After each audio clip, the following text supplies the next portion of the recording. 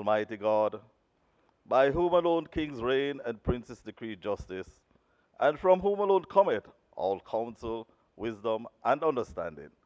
We, thine unworthy servants, here gathered together in thy name, do most humbly beseech thee to send down thine heavenly wisdom from above to direct and guide us in all our consultations. And grant that we, having thy fear always before our eyes, and laying aside all private interests, prejudices, and partial affections, the result of all our counsel may be to the glory of thy blessed name, the maintenance of true religion and justice, the safety, honor, and happiness of the king, the public weal, peace, and tranquility of the island, and the uniting and knitting together of the hearts of all persons and estates within the same, in true Christian love and charity, one towards another, through Jesus Christ our Lord. Amen.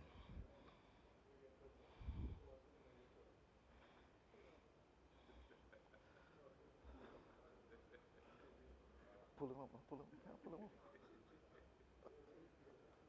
Huh? Getting better towards the end of the term.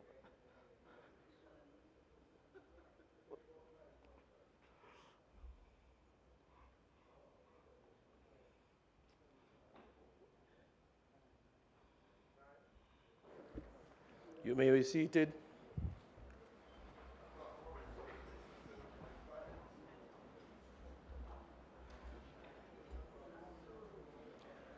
Oath of allegiance. Clerk. Mr. Matthew Samuda, please come forward.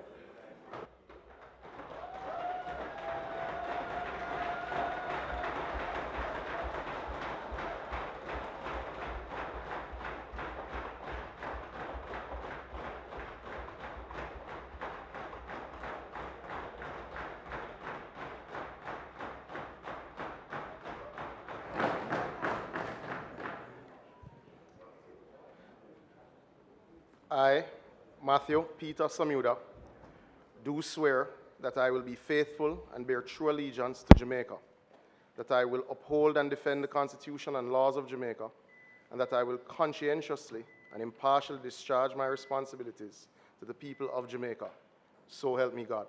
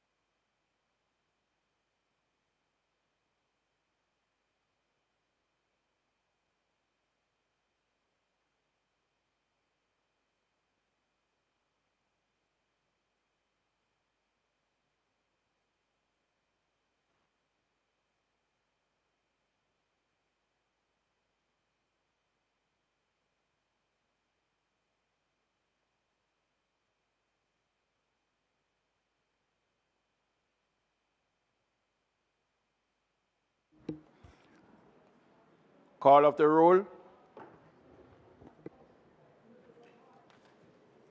Mr. Bartlett. Dr. Holness. Dr. Clark. Dr. Chang. Ms. Grange. Mrs. Williams. Mrs. Mallow-Fort. Dr. Tufton. Mr. Mackenzie. Mr. Chuck. Mr. Vaz. Mr. Charles. Mr. Green. Mr. Morgan. Here. Mr. Hutchinson. Mr. Terrelong.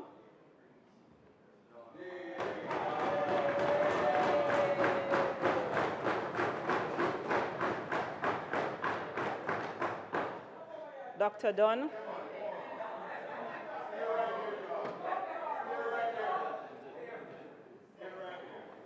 Mrs. Cuthbert Flynn. Mr. Main. Mr. Davis. Mr. Witter, Mr. Brown, Dr. Brownberg, Dr. Charles, Mr. Chin, Mr. Cousins, Ms. Crawford, Ms. Daly, Ms. Davis, Mr. Golden, Mr. Graham, Dr. Guy, Ms. Hamilton,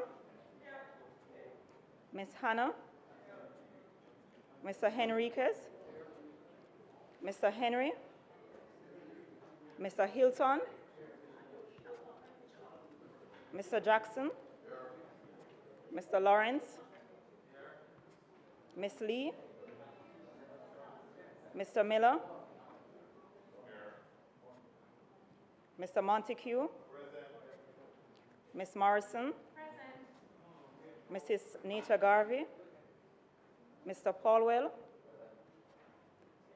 Mr. Phillips, Dr. Phillips, Mr. Robertson, Mr. Robinson,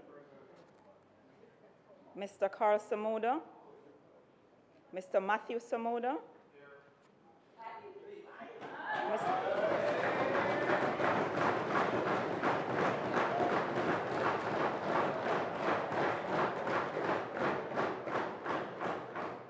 Mr. Shaw, Mr. Sibley's, Mr. Soley, Mrs. Vass, Mr. Warmington, Dr. Wheatley, Mr. Williams, Mr. Wilson, and Mr. Wright.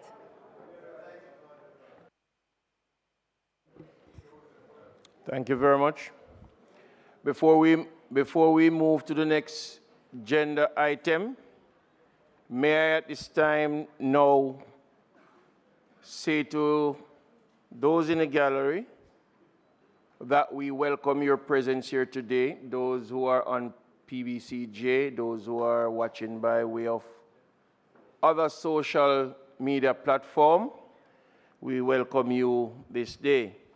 We are knowledgeable of the fact that amongst us here today is the newly minted Member of Parliament, Matthew Samuda from Northeast St. Anne. With him, to support him, is his mother, his father, and an uncle.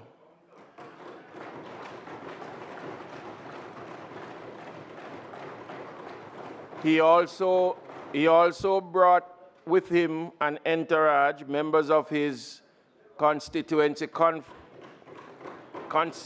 executive, members of the constituency itself. Let us welcome you all. We know you're very happy, very appreciative, very supportive. But in your support for your new Member of Parliament, today in this House, we ask that you have to smile as much as you want to, but you also have to remain silent, so you won't be given the chance to clap if he speaks. All right? Thank you very much. We will now move right along to, you're looking at the head table below me here. There's a new face, and this face is no other than Mr. Christopher Corn. 6 years of practice under his belt as a lawyer. Previously, he was with HAJ, and now he is here as our deputy clerk. Let us make welcome Mr. Corn.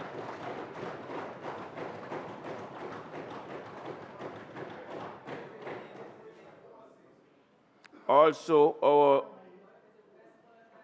our presenter today, debate, will be Member of Parliament Robert Miller. Mr. Robert Miller. We don't treat Mr. Robert Miller. And in the gallery today, to show support, is his wife, Mrs. Christiane Miller.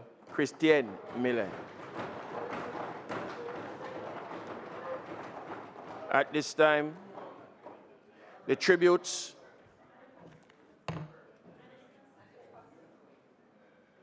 This from the desk of the Most Honorable Juliet Holness, Member of Parliament, Speaker of the House of Representatives, on the passing of Lady Golding.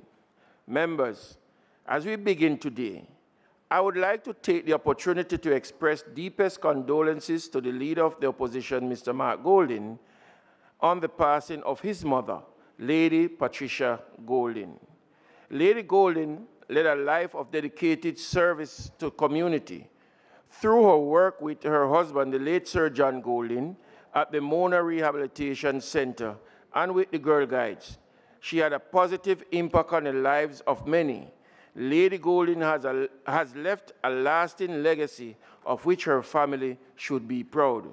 Let us keep Mr. Golding and his family in our prayers as they navigate this difficult period. House Leader. Thank you, Mr. Speaker. Mr. Speaker, I do have a few comments to make, but in keeping with the fact that the tribute has started, I would like to join you in extending the heartfelt condolences of this side of the House in particular to the Leader of the Opposition, Mr. Mark Golding, on the passing of his beloved mother, Lady Patricia Golding.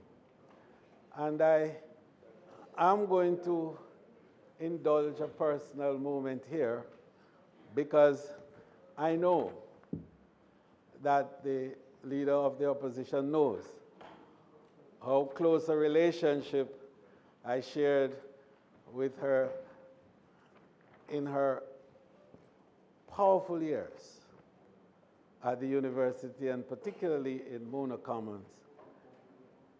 And the family that she led with her late husband, Sir John Golding, was just such an example to all the families in the Mona Commons community. The College Commons, and I want to change very quickly Mona Commons lest it be confused. College Commons at the University of the West Indies.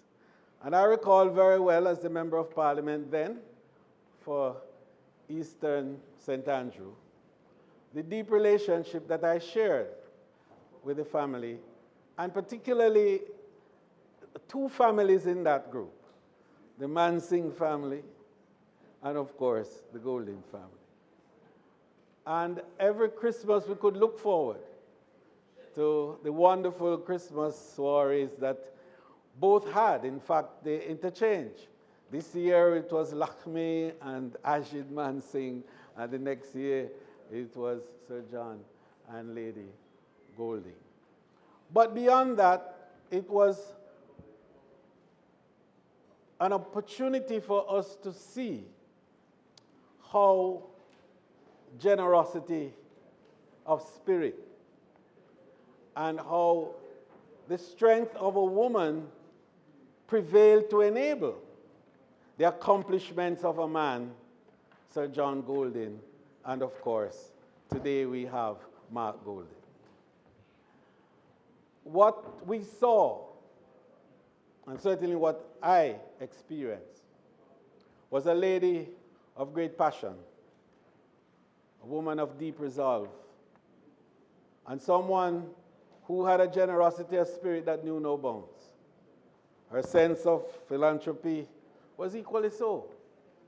And she shared with her husband in building out the most enduring institution for the protection of the disabled in Jamaica, the Mona Rehabilitation Center.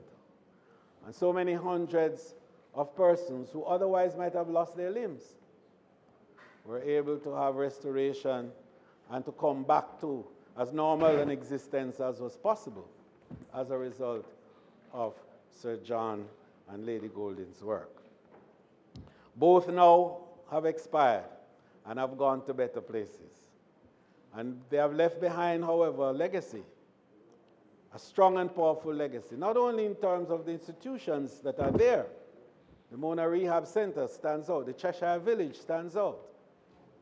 But certainly, she has produced one who now has aspirations to offer service at the highest level in our land. And we want to say that her compassion and unswearing and indeed unwavering commitment to service will no doubt redound to Mark's own efforts in the years to come. May Lady Golding's great life not only be an example to be followed, but may the spirit that has inspired her takes her to that place of rest in the arms and the bosom of Abraham. And I know that Mark understands that reference. May her soul rest in peace and light perpetual shine on her. Member from Kingston Eastern and Port Royal, Member of Parliament, Mr. Philip Paulwell. Thank you very much, Mr. Speaker. I join with the Leader of Government Business and on behalf of this side of the Parliament to express our sympathies to the Leader of the Opposition and indeed the rest of the family who are not present as we acknowledge this significant passing. The member from Southwest, St. Andrew, will give a more fulsome tribute. But what I find remarkable, Mr. Speaker, every week the Leader of Government Business and myself, we meet on the phone to fight about the agenda. But today, when we had that meeting, he was much more verbose than normal when he spoke about Lady Golding. And I found that quite remarkable because I learned so much, Leader of the Opposition, from the Leader of Government Business today about Lady Patricia Golding, who I didn't know, unfortunately, but who I believe I know a lot better, having spent that much time on the phone today with the Leader of Government Business. So I want to thank you for that. And the demonstration that sometimes we inside here appear to be always at each other's throat. But when it comes down to national moments, moments of grief and identity, there is always a reaching across of the aisle, and we express our sympathies in humane manner. Lady Patricia Golding is one of those remarkable women that this country has had, oftentimes a bit overshadowed by the more renowned husbands. We know of Mrs. Edna Manley, Lady Bustamante, and so on and so forth. And oftentimes, they are not given the prominence that they deserve. But today, as we acknowledge her passing, and indeed her contribution to nation building, we want to salute her. We remember that at the same time, her husband, and of course, the Leader of the Opposition, who now has the opportunity to take that greatness even further as he continues the path of nation building. So, Mr. Speaker, we want to again send our sympathies and to wish the family well during this period of grief. Thank you very much. Member from St. Andrews Southwestern, Dr. Angela Brownberg, MP. Thank you, Mr. Speaker. Mr. Speaker, I rise to add a few words of acknowledgement of the life of Lady Patricia Golding and her work. A daughter of Jamaican Dr. Logan Levy and his wife Alice Jefferson. She grew up in Savlamar, Westmoreland, and in Kingston, St. Andrew. She attended St. Andrew High School and University in England, earning a sociology degree in 1953. And forgive me, Mr. Speaker, I thought it very interesting, since I didn't know Lady Golding as you did, to go to the history, yes? And as a female in public life, I was struck by some of it, and I thought I would share that today. In the mid-1950s, 3 women were promoted to or employed as administrative assistants in the Jamaican civil service. Thanks in part to the protests of women, the Jamaican Civil Service Association and others, who from the 1940s had been advocating for improvements in the employment and status of women. Of the 3 women, many of us would probably readily know of Gloria Knight. Others might have heard of Carmen Paris, but very few would have probably known about Patricia Levy Golding. Later, she worked in the then Ministry of Trade and Industry and the Central Planning Unit. As we know, in 1961, she married orthopedic surgeon Dr. John Golding. She spent the rest of her life, working life, at the Mona Rehab Center and as a leader in the Girls Guide and other interests. She belonged to a generation of civility, decency, and kindness.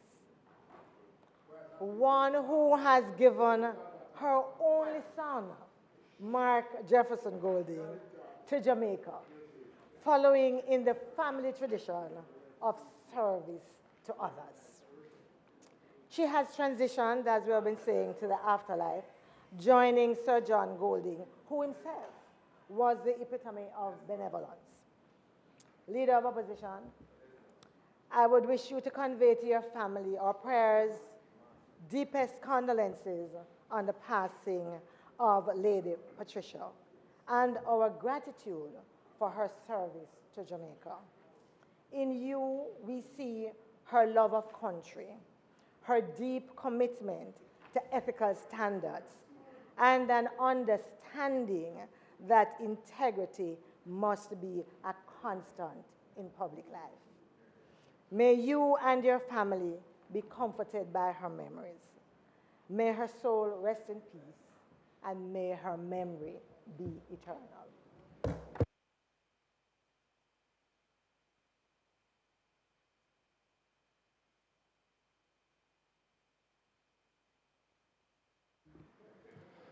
Member from Manchester Northwestern, Mr. Michael Phillips. Mr. Speaker, you know, I don't know if it is because of the entrance of the new member why you keep, misrepresenting the words, but I welcome the member from Center. Mr. Speaker, I think there are only 2 of us in this House that has received the benevolence of Sir John Golding and Lady Golding. Member Robinson and myself were students of Hope Valley Experimental School, which is a school that Sir John Golding and his wife, Lady Golding, started on that road next door to Mona Rehab. Yeah? You sound all envious of not being students of Hope Valley, and we understand why. But, Mr. Speaker, sitting down here listening to the tributes of the members, and especially from the leader of government business, as a a child who was born in the Kingston 6 area and went to school in your hands, sir, and went to school in the Kingston 6 area. And most of us whose either parents or grandparents were at the University of the West Indies at the time. My grandfather, a lecturer there at the time when I went to Hope Valley. And remembering Lady Golding, when we made our frequent trips over to Mona Rehab, either to the swimming pool or her making her frequent trips over to the school itself on a sports day or an assembly. I can remember that regal lady who was always her contribution to Hope Valley Experimental School is one that still lives on at that institution. But her contribution to the wider community, not only at Hope Valley, but the Augustown community, the Hermitage community, the university community, the Ellison Flats community. You know, when you lived in those communities then, Sir John and Lady Golding name was one that hollowed out in every street and cranny of those communities. Their contribution to Jamaica and to the Mona Rehab is one that is renowned. And I would just, it's remiss of me not to say to the family itself, because I remember those days of seeing Sir John and Lady Golding heading to the hills of Dallas, where their retreat, or up into Newcastle at one of the cottages where we first met Sir Golding. You know, a lady of nature, but one, when you see her, you remember of what old-time Jamaica used to be. Someone who was very respectful, but loved those who were in need. And she always showed that love that many would want. And her contribution will never be forgotten. And those of us who attended Hope Valley Experiment, and I think I can speak on behalf of the school community at Hope Valley, thank you, Lady Golding, for your contribution to the education of children, in bringing children like myself and those from Mona Rehab. The concept of Hope Valley Experimental School is one that built character in many of us who attended that school. So to the family, to the Golding family, thank you very much for lending her to those of us who attended Hope Valley Experimental School. And may her soul continue to shine. Thank you.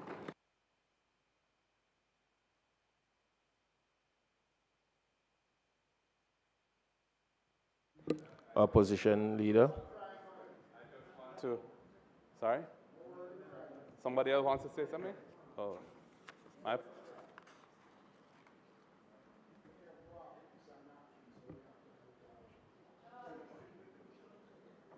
Mr. Speaker,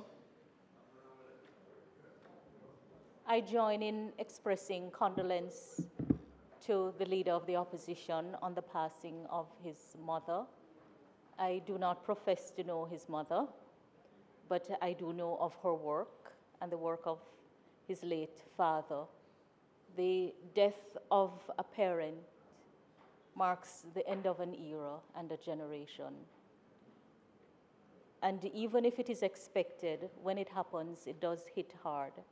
From my family to yours, we express our condolence, and we hope that the memories that you share with her will lessen the pain of the parting.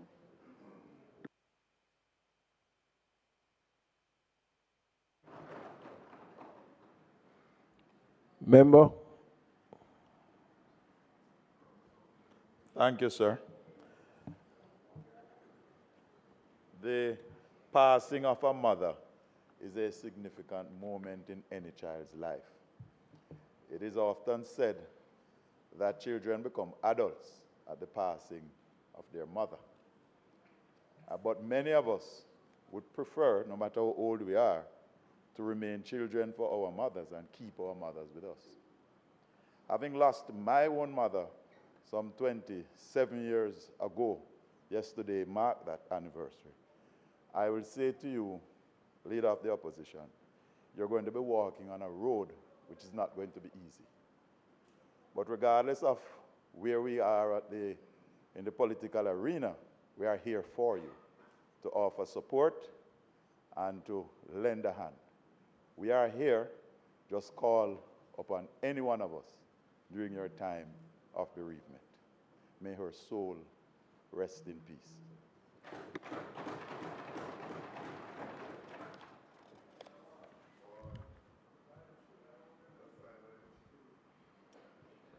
Mr. Speaker, I don't intend to say much. I just want to thank all of the members who have said these kind words about my dear mother. She passed away age 92. She was small in stature, but she was a powerful woman, a very dedicated person, energetic, courteous at all times, and somebody who, although in the last years of her life she was much diminished, nevertheless, having her presence was reassuring and comforting for me. And on behalf of my entire family, my sister Anna and my wife Sandra and our respective children, I want to thank the House for having paid this tribute to a great lady. Thank you very much. God bless. House Leader. Thank you, Mr. Speaker. Mr. Speaker, I also want to join with you in welcoming the newest member of the administrative team of this honorable House, Mr. Cohen, and Cohen, with a double and not an H. Yeah. Mr. Cohen, and to welcome you as an accomplished attorney and someone who understands the laws, and not only the laws of the second estate, but all the estates, and particularly this, the first estate, that you will have responsibility to uphold as we proceed. We look forward to your guidance and your assistance in interpreting the laws and in enabling us to, as lawmakers, make even better laws for the people of Jamaica. I'd also like to welcome to this side of the House our newest member, Mr. Matthew Peter Samuda. And in welcoming him, I look to the future with such great anticipation. We're excited to have him join us, and we know that he came from another place, and that some of what he might have learned at the other place, he may find useful in this, the better place, indeed the higher place. We are excited also of the prospects of the contribution that Member Samuda will make, not only on behalf of his constituency of Northeastern St. Andrew, but on behalf of the St. Anne, I'm sorry. Yes, sir. Thank you. You know, having been through St. Andrew myself,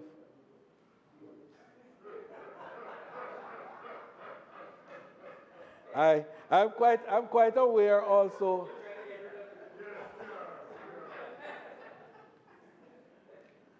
that there's a little resemblance, you know. So, Mr. Speaker, I believe that he holds a temporary seat, and at this time, but we look forward to seeing him in other places in short order.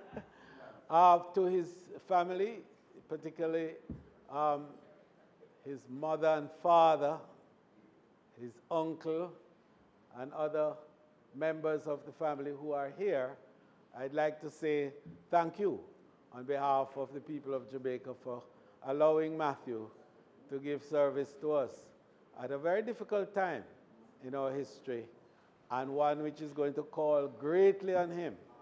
And he'll have to dig deep into the treasures that you have bequeathed to him in enabling him to perform the way that we expect him to, and we know he will. So, in the words of a former Governor General, Member Samuda, I simply want to say welcome and happy hunting.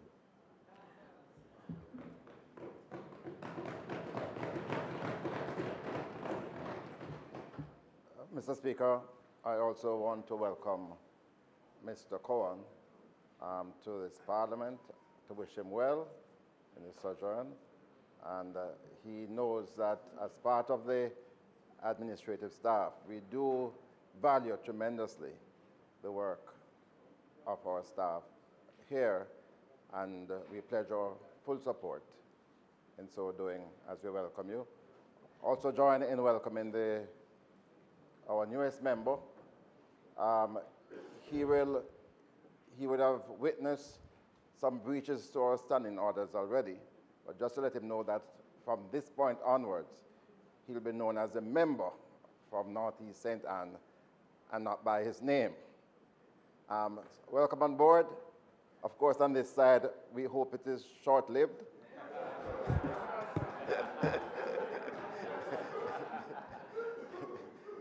But you will find that even though we do have some contentious spirits around us, we try to make it as cordial as possible, especially after the sitting. But very importantly, to welcome your family, because sometimes while we are here, it's the family who suffer. And we want to recognize them and to thank them for the support that they no doubt will have to provide during this time. Welcome. See you soon in the battlefield.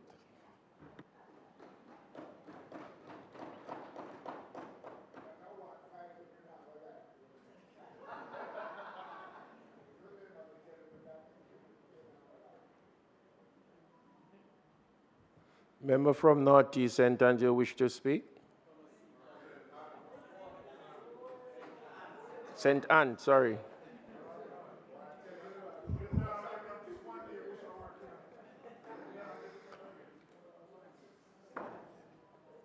You must first seek to speak from a seat that is not yours.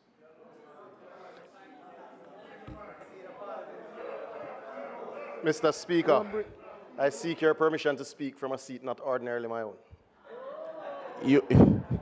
You may do so at this time.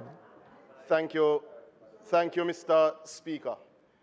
Allow me to acknowledge and thank colleague members of Parliament from both the government and the opposition side for their very warm welcome this afternoon. But allow me also a moment to thank my family who are here in person, and of course my wife and siblings who had to join online. I also must pause to acknowledge those who have journeyed from St. Anne Northeast, a small fraction of the leadership team of Northeast St. Anne. I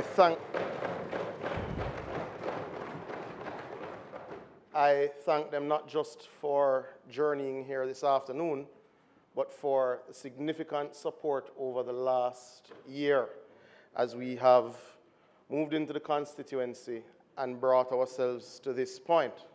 I also think it important to acknowledge and thank the former Member of Parliament, Marsha Smith, for her contribution in this House and to the constituency. Northeast St. Anne has a rich legacy and expects a high level of service. This expectation was set by the late great Member of Parliament, Shaini Robinson.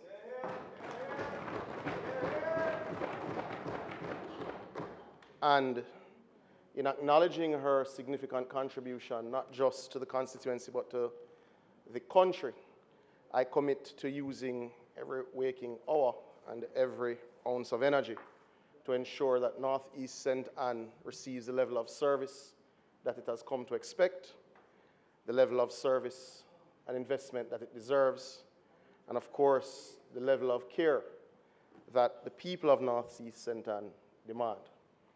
Mr. Speaker, I commit to you and of course the Leader of Government and Opposition Business to contribute vigorously in this House and I look forward to the road ahead. Let the work begin. Thank you, Mr. Speaker.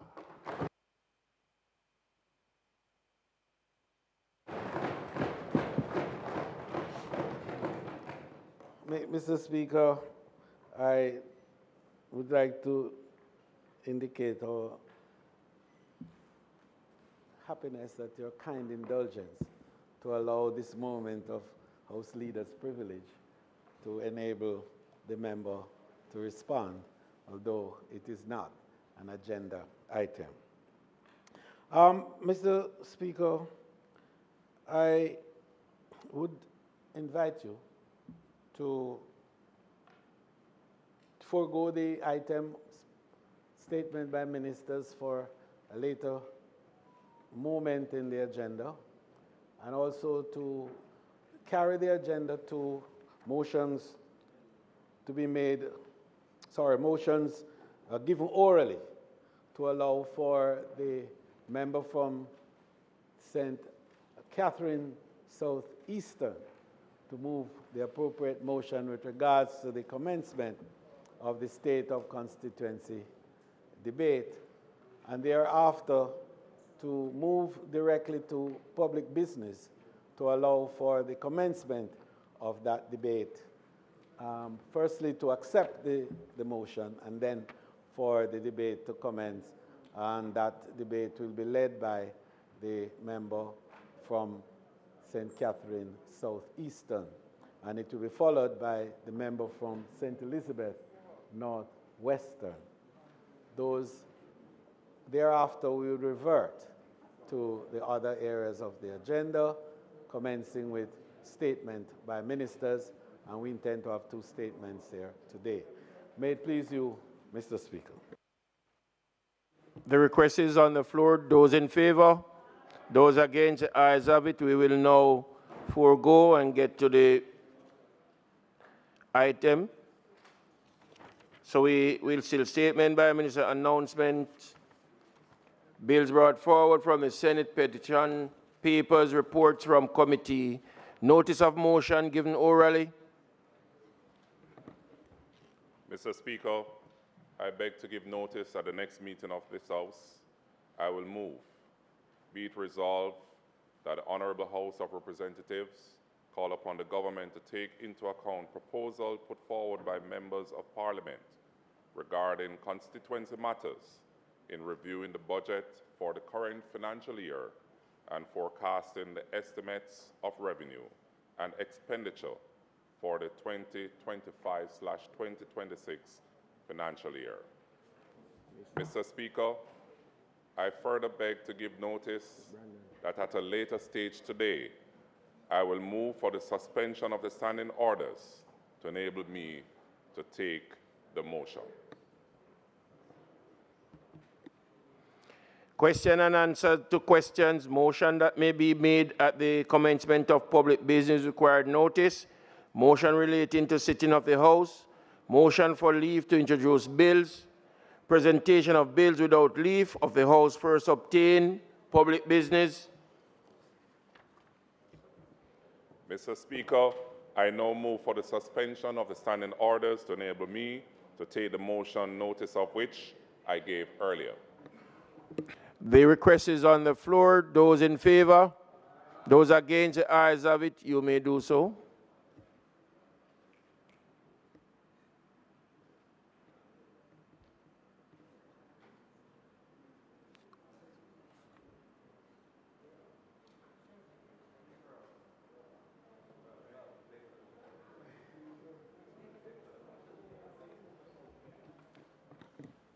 Mr. Speaker, I now beg for the motion to be approved.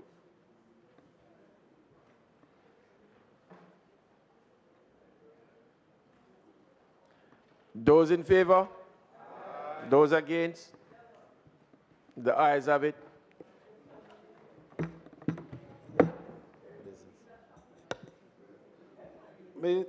Mr. Speaker, on the matter of public business, as we indicated, that we will begin public business by commencing the debate on the motion that the member from Southeast St. Catherine had moved and approved. And the first speaker will be the member from Southeast St. Catherine himself. May it please you, Mr. Speaker.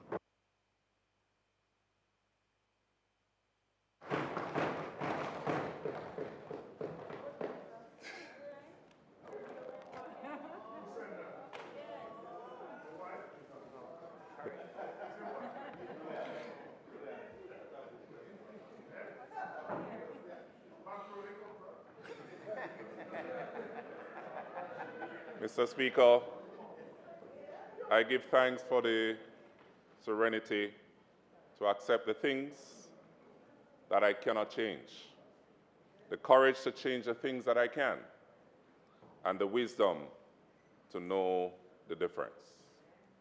In the good book, Mr. Speaker, Jeremiah 29, verses 11 to 13 reads, "For I know the plans I have for you, declare the Lord, plans to prosper you and not to harm you, plans to give you hope for a future. Then you will call on me and come and pray to me, and I will listen to you. I will seek you and find me when you seek me with all your heart." I am profoundly grateful to the beloved people of St. Catherine Southeastern for placing their trust in me, for always praying for me, and their kind words of encouragement, both during this term and definitely for the second term loading.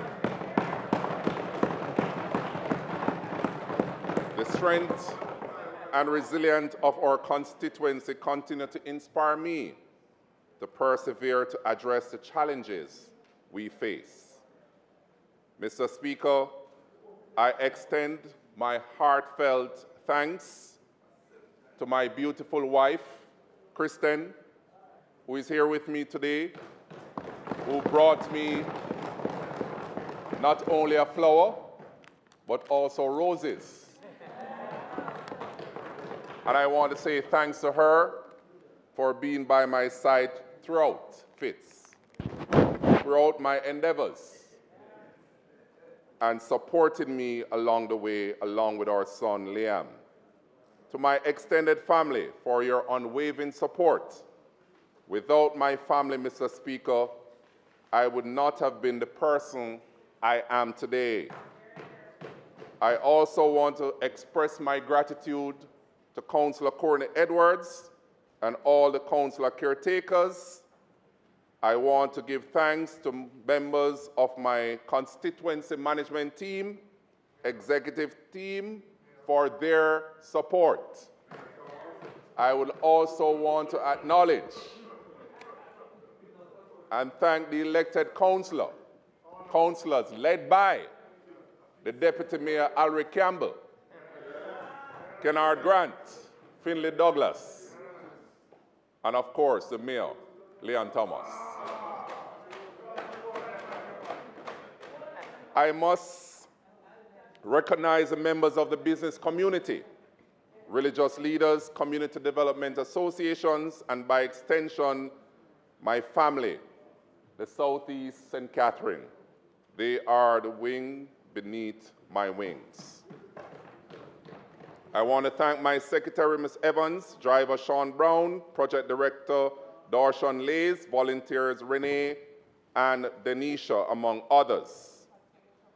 I want to also congratulate my friend, Matthew Samuda, for rightly placed here in the lower house. Welcome, and we will continue to work together. Mr. Speaker, if you allow me, just a little bit to thank our Prime Minister, the Most Honorable Dr. Andrew Michael Holness, for giving me the opportunity to serve my country. Mr. Speaker, as you know, I have known our Prime Minister for a long time, and I know there are elements of Jamaican society, including those connected to the opposition, who to this day cannot stomach the fact or accept that a boy who came from poor background and grew up in a board house in Spanish Town, St. Catherine, has risen to occupy one of the highest offices in the land of Jamaica, and has been serving his country with distinction. Colleagues, I know there are classist elements in Jamaican society who will never accept Dr. Holness' leadership and his rise merely because he's not from the upper echelons of Jamaica society, and therefore they will forever attempt to derogate his achievements and cast false aspersions on his character, even when it is clear there is no basis to do so. Mr. Speaker, this is the unfortunate nature of sections of Jamaican society, which has dogged the society for a long time. But I must admit, I take personal offenses when this is done to our Prime Minister, because as you know, I know the struggles faced by Andrew Holness and the hard, fair, and honest work and dedication he has put in to overcome difficult circumstances. I have known our Prime Minister from he was a boy.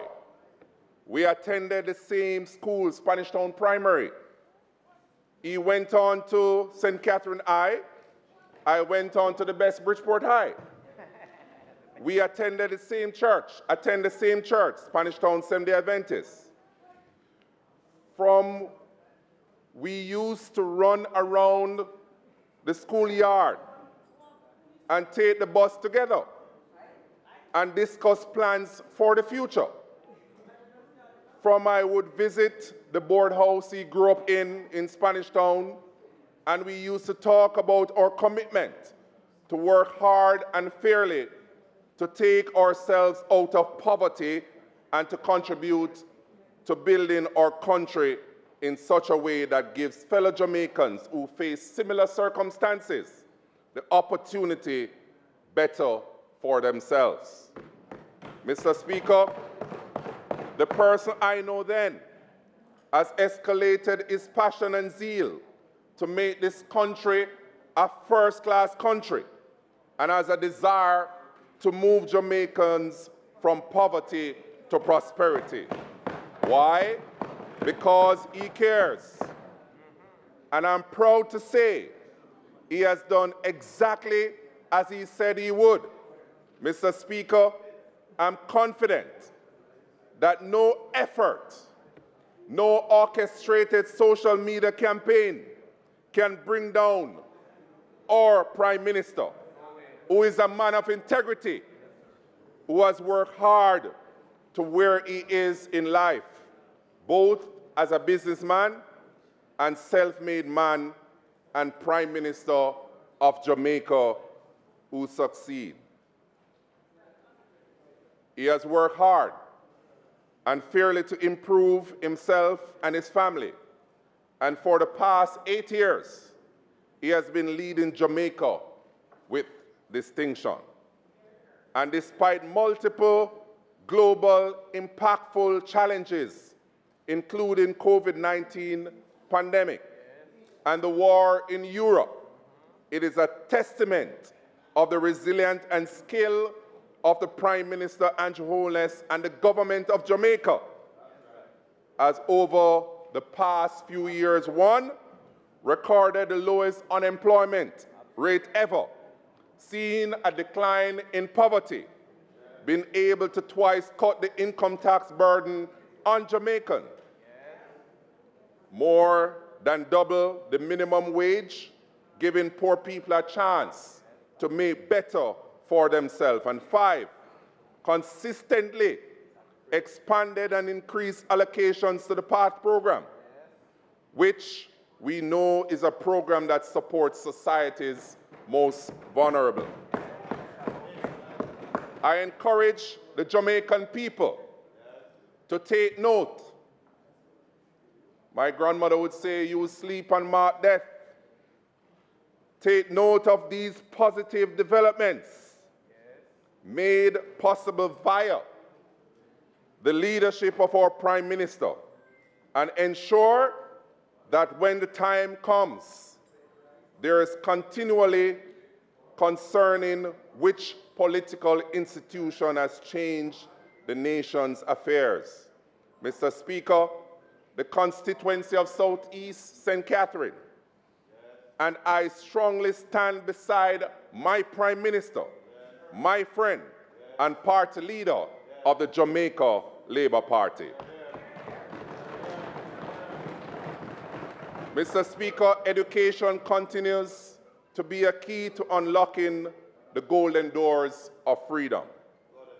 In my previous presentation, I articulated my intent to remove Bridgeport High School from the shift system, a move that will offer education experience to the citizens. Today, I'm pleased to announce that the $290 million project has been a reality. The investment has bear fruit, and on September 10th of this year, we opened the doors of Bridgeport High School to a one-shift system.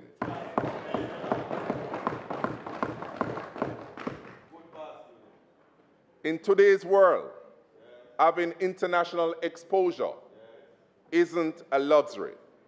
It's essential to our students to stay competitive. Through the ongoing partnership with e-learning, we have supported over 20 students, helping them to purchase laptops and tablets for their educational pursuits. In the last financial year, over $15 million was allotted to support students in their academic programs. This includes vouchers, payments of CSEC fees, scholarships for tertiary education. By investing in our local scholars, Mr. Speaker, we are fostering a generation of leaders who will drive the development and process of our beloved nation. Education, Mr. Speaker, is a cornerstone of our future. In terms of human development, our human development programs are tailored to inspire and empower young persons who may be less skilled or academically inclined, providing them with the tools and opportunities they need to achieve their full potential. I'm particularly proud, Mr. Speaker, to say that my constituency office has employed someone who is visually impaired, and she's doing well in the office. Mr. Speaker, it's not just about serving those who are able-bodied. It's also about supporting everyone in Southeast St. Catherine. Together, we are building a community where every person, no matter their ability, can succeed. Mr. Speaker, I'd like to share a story with you. We had a father and a son, Tyrone Donald Sr. and Jr. Both graduated from the Portmore Community College last November with an associate degree in architectural drawing and construction. The son, Mr. Speaker, in November of this year, will graduate from the College of Construction Services Portmore Hart Academy with a draftsman certification. The story, Mr. Speaker, is Tyrone Jr. was told to his parents at 7 years of age that he was autistic and that he would not pass the secondary school system because he would not function like the other students. Mr. Speaker, Tyrone Jr. had a mindset. He was determined to achieve his goals. He was hungry for success. And of course, he has a caring and supportive member of parliament to encourage him along the way. This kind of success, Mr. Speaker, shows what is possible when we give people. It's supposed to be 30 minutes. It's supposed to be 30 minutes. Mr. Speaker, the member's time having expired, I beg to move that it be extended sufficiently for the completion of his presentation. Having said that, Mr. Speaker, I reiterate the point that the time allotted for speakers in this debate is 15 minutes, and that the Parliament may allow for a further extension. And it is in that context that I move that the member's time be extended to allow him to complete his presentation within reason. May it please you, Mr. Speaker. The request is on the floor. Those in favor? Those against? Ayes have it. Member, you may continue. Thank you, members. Mr. Speaker, while helping individuals to grow, it is important we know real progress comes from building strong, connected communities. Just last month, we were proud to reopen the Portmore Youth Information Center. This center serves as a space for support for young people in their SBA's career advice and creative activities. By providing these services, we are making sure our youth are productively engaged without having to leave the community to access the tools they need to succeed. Mr. Speaker, to become a parish, we got to act like a parish. We have been hard at work in keeping our communities beautiful and well-maintained. These efforts are not just about our neighborhoods looking good. However, these initiatives serve to boost our resilient civic pride. And Mr. Speaker, I want to thank the government of Jamaica, who abolished the fees from all our heart NSTA institutions. Due to this new policy, Mr. Speaker, there has been an increase in enrollment for programs at Heart Portmore. I can too now realize my childhood dreams of becoming a certified plumber. I have started the course, and this year, November, I will be a certified plumber. I want to thank Mr. Forbes and Mr. Bennett for their guiding hands and experience gained and wealth of knowledge transferred. I will graduate this November with my certification in plumbing.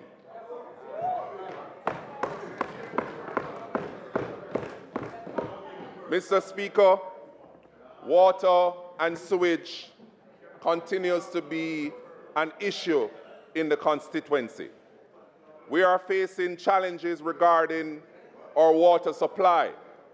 Residents in Garvinmead, Bridgeview, Edgewater, Independence City, Armada Court, Westchester, and Cumberland are among some of those communities finding it difficult. I have reached out to the NWC, Mr. Speaker, and I've made the appeal for them to improve the consistency and reliability of the supply.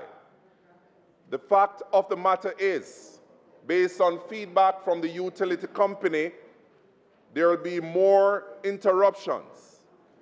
This is for two main reasons. The company is carrying out activities to reduce the NRW. This is water the company produces, but for which it doesn't collect revenues. Those activities include pressure testing, which will disrupt the supply. 2, the repairs will take place along the age network to put in a new durable pipes to improve the long-term ability of the network. Now, regarding the sewage issue, there's problems in Bridgeview and Armando Court. I've received letters from the presidents of these associations, which I've started to implement, and I've had discussion where that is concerned. Mr. Speaker, I know about the situation. I know it's challenging, but as your MP, I'm making the necessary intervention to have the problem addressed. I'll keep you updated. As always, I'll keep representing you to the best of my ability. Last October, we assisted in organizing our first Pink Walk to raise awareness about the increasing number of cancer cases in our community. The event brainchild, sponsored by Ms. Tashai Rose, was a huge success, recording a larger turnout than expected. We have already planned our second Pink Walk, which will be October 20th of this month. Come and join in this occasion with us. Mr. Speaker, sports and entertainment are truly the heart and soul of a community. We have just concluded a successful staging of our annual sports extravaganza. The turnout was great, and the residents came out in full force, both as participants and spectators. I want to give my thanks to our sponsors and community partners who came on board: Megamart, Home Choice, the Wisinko Group, and the Ministry of Culture, Gender, Entertainment, and Sports. Mr. Speaker, I'm placing on record my drive to be placed in the budget for the 2025-2026 financial year, that in each constituency, that we develop one green area and one sports complex so our people can have great recreational spaces as a family. Sports has been a cornerstone in building brand Jamaica, and our athletes deserve recognition for their incredible contribution, especially those from our constituency. I therefore take a moment to highlight some of our local stars. Two-time Olympian Jaheel Hyde, who reached the semifinals in the men's 400-meter hurdles in Paris of this year. Alana Reid, a member of the Jamaican women's 4x1 relay team, who made it to the finals in Paris, and also who got gold in the under-20 100-meter at the World Championship in Lima, Peru. Giselle Allison and Kwanya Walker, both Sunshine Girls, both brothers Justin and Daniel Beckford, who played on the West Indies Regional 4-day championship team. Edgewater Division, who won both the netball and football, who boast Premier League players. The cricket team of Bridgeport, who did well in the STC National 20 Championship. They came 8 out of 200 teams. And Bridgeport Infant School, who emerged champions for the Alaska Infant School competition. These achievements, Mr. Speaker, are testimony to the hard work and dedication, and we are incredibly proud of them. Moving forward, we will continue to strengthen our partnership with public and private entities, citizen associations, schools, and sporting federations. Mr. Speaker, this year, approximately 60 residents were selected to participate in the Farm Work Program, giving them a chance to contribute and securing stable employment to support their families. I want to bring your attention to 2 brothers. I know they were on their way. Tyrese and Kareem Bennett. They took their external examinations from their primary school and passed for Kingston College. Their mother passed at an early age, and they don't know their father. They were ostracized because of the community that they live in. I'm proud to announce that Tyrese obtained 9 CSEC exams and 7 CAPE. Kareem obtained 8 CSEC exams and 7 CAPE. Mr. Speaker, I met them at a time when the LIFT program came into existence. They were doing nothing, and I placed both of them on the LIFT program. Mr. Speaker, they were placed at the Jamaica National Bank and the tax admin Portmore, where both of them were offered a full-time position after. Both, Mr. Speaker, are preparing to start college in short order, and they will be assisted by their caring member of Parliament.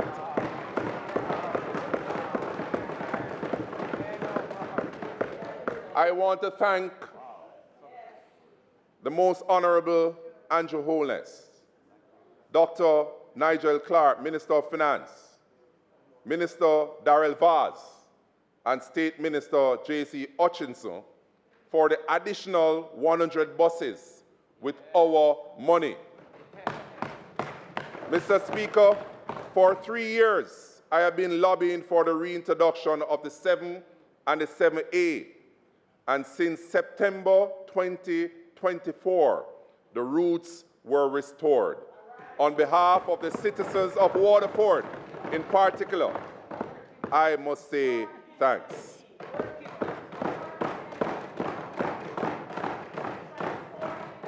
Mr. Speaker, in 2016, under the visionary leadership of the Most Honorable Andrew Michael Holness, he announced the transformation plan of the NHT scheme upgrades. I'm proud to announce that Portsmouth is complete and work are afoot to complete Westmead, Cumberland, and Westchester under this program. I want to acknowledge the Sparks program. Absolutely. The Sparks program. I was one of the top 6 members of Parliament to host a meeting during its launch. And in quick order, Mr. Speaker, our roads were assessed, and in quick order, the Sparks program should start in the constituency of Southeast St. Catherine. The Waterford is a complete community, Mr. Speaker. It has a primary school, an infant school, a high school. It has a post office. It has a library. It has a clinic, a complete community, and of course, a fire brigade. Mr. Speaker, from the allocation that we received last Christmas, emphasis will be placed on the Waterford Business Complex, that has not been resurfaced for over 40 years. We have complete work on Robinson Close, Penway. We are currently resurfacing Portmore Gardens, Merkle Way, and in short order, Block C in Garveymead will be resurfaced. Mr. Speaker, we're creating history in the constituency of Southeast St. Catherine. We're improving our infrastructures and at the same time caring for people and empowering our youth. I was privileged, Mr. Speaker, to be selected to attend the Global Change Maker Academy for Parliamentarians hosted by the United Nations Conference in Bonn, Germany last August, where I met participants from over 54 different countries. It was a very good conference dealing with the ownership of lands and the right to land. Mr. Speaker, this caring administration and the caring Member of Parliament is distributing ownership to our citizens with the social housing program. Brainchild, Mr. Speaker, of our caring and visionary Prime Minister.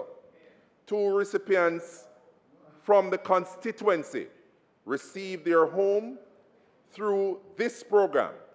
Mr. Speaker, we are somewhat crippled because we do not have unoccupied land in the constituency, and the member from South St. Catherine will agree with me. However, Ms. Rose Marie Johnson received her 3-bedroom house built in St. Mary, and Ms. Althea Harris in Linstead. Sadly, Ms. Harris did not live to take over her home. She passed 6 months ago, but the property was turned over to her daughter. You have gone over an additional 15 minutes. I want to ask you how much time more you need to wrap up, because 5 minutes?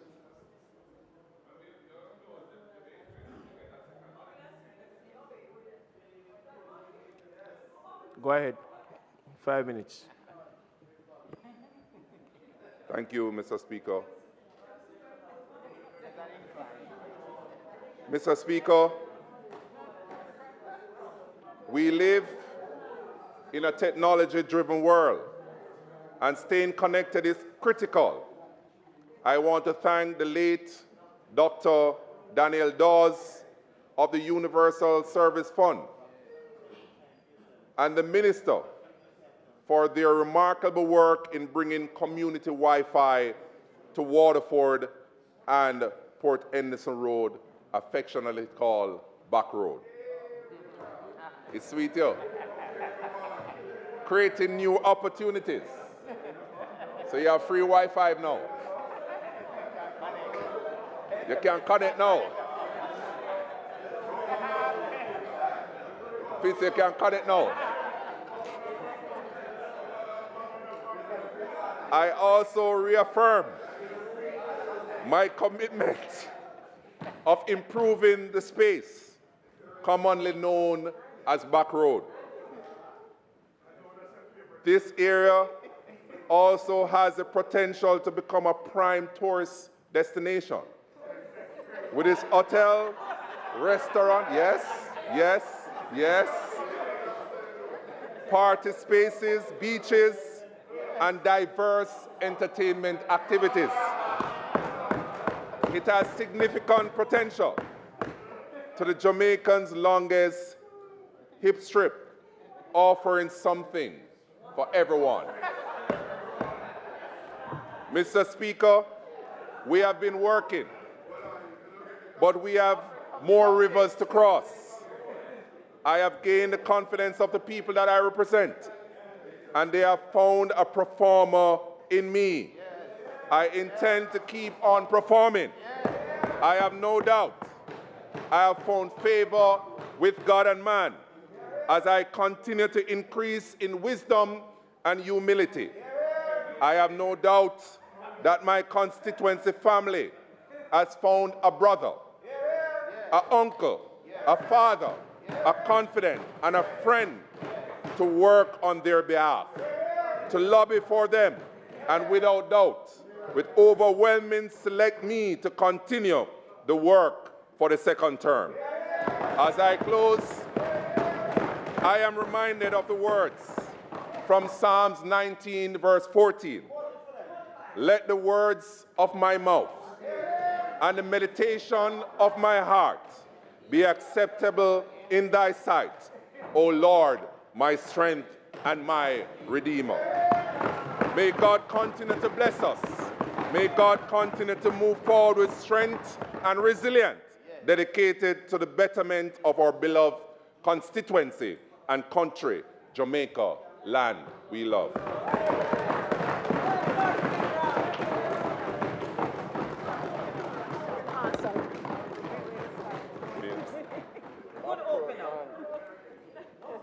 Mr.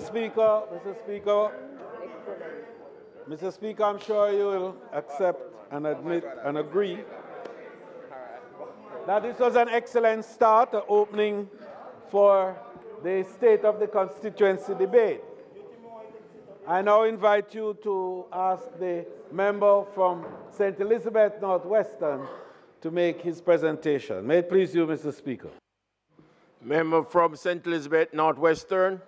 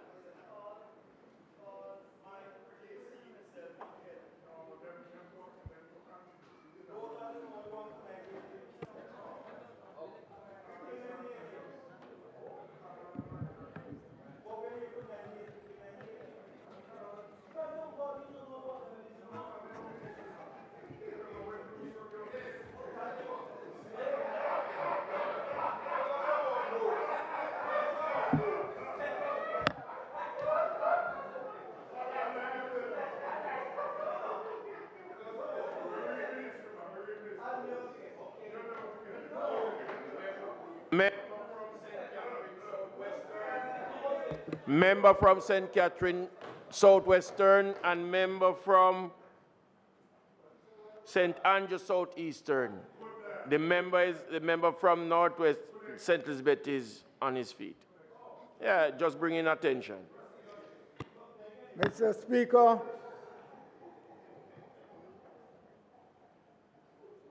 I first would like to thank God for continuing to favor me with good health and strength to continue the work in Northwest St. Elizabeth. I would like to thank the councillors Solomon, Powell, and Samuels for their continued support and providing their assistance in the development of the constituency. I am grateful to the constituents of Northwest St. Elizabeth for giving me the opportunity to continue to serve such a great constituency. I would like to especially congratulate our newly elected councillor, Clinton Samuels, in the Ipswich division, who, though he was called the walk-foot man and had little money, he ran an incredible campaign to win the division, which was this PNP stronghold with over 200 votes. Madam Speaker, gratitude must be extended to Honorable Darrell Vaz for his support and guidance in the Ministry of Science, Energy, Telecommunications, and Transport, where I serve the people of Jamaica as Minister of State. To the Permanent Secretary, Mrs. Carol Palmer, and all the hard-working members of staff, thank you for the stellar support provided. Mr. Speaker, the past year has been one of the most challenging in my political career.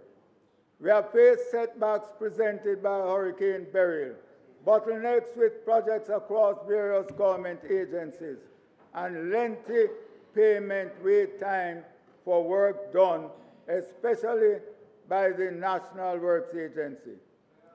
Some of our constituency projects submitted as far back as July 2023 have not yet started in the constituency. Persons in the agency will inform you that the project was gone to procurement. Yet another 2 weeks later, when follow-up is done, the response is that the same project will be going to procurement next week. Madam Speaker, after Hurricane Beryl, I was bombarded by the constituents demanding to have their electricity restored. It was a grueling 6 weeks, with demonstrations and verbal attacks because it was felt that enough was not being done by the JPS to have the service restored, and I, being the MP, should have it restored post-haste. Mr. Speaker, the developments that have taken place in the constituency have been a result of the policies of the hard-working government led by our Prime Minister, Dr. the Most Honorable Andrew Michael Holness, providing the country with a robust and strong economy. Mr. Speaker, gratitude to the Ministry of Health and Wellness and Dr. Tufton for the renovation and repairs currently being done at the Ginger Hill Health Center. The residents are pleased with the progress and look forward to better health care in a more pleasant and comfortable environment. All this made possible by a positive and vibrant economy led by a government looking out for the less fortunate. Mr. Speaker, the fencing of the Holland Playfield is advanced. The construction of the new market and Holland Village Community Center are examples of the government providing funding to rehabilitate and renovate recreational facilities across the country. Young people are engaged in various sporting activities, pointing in a positive direction. Mr. Speaker, with another fiscal year of no new taxes and a robust economy, the government is able to build, repair, and rehabilitate roads on a large scale in every constituency throughout the country without borrowing money for these projects. What we have seen is a reduction in travel time and safer travels from one point to another island-wide. Mr. Speaker, in Northwestern Elizabeth, we have come a far way from those dark days before the year 2016.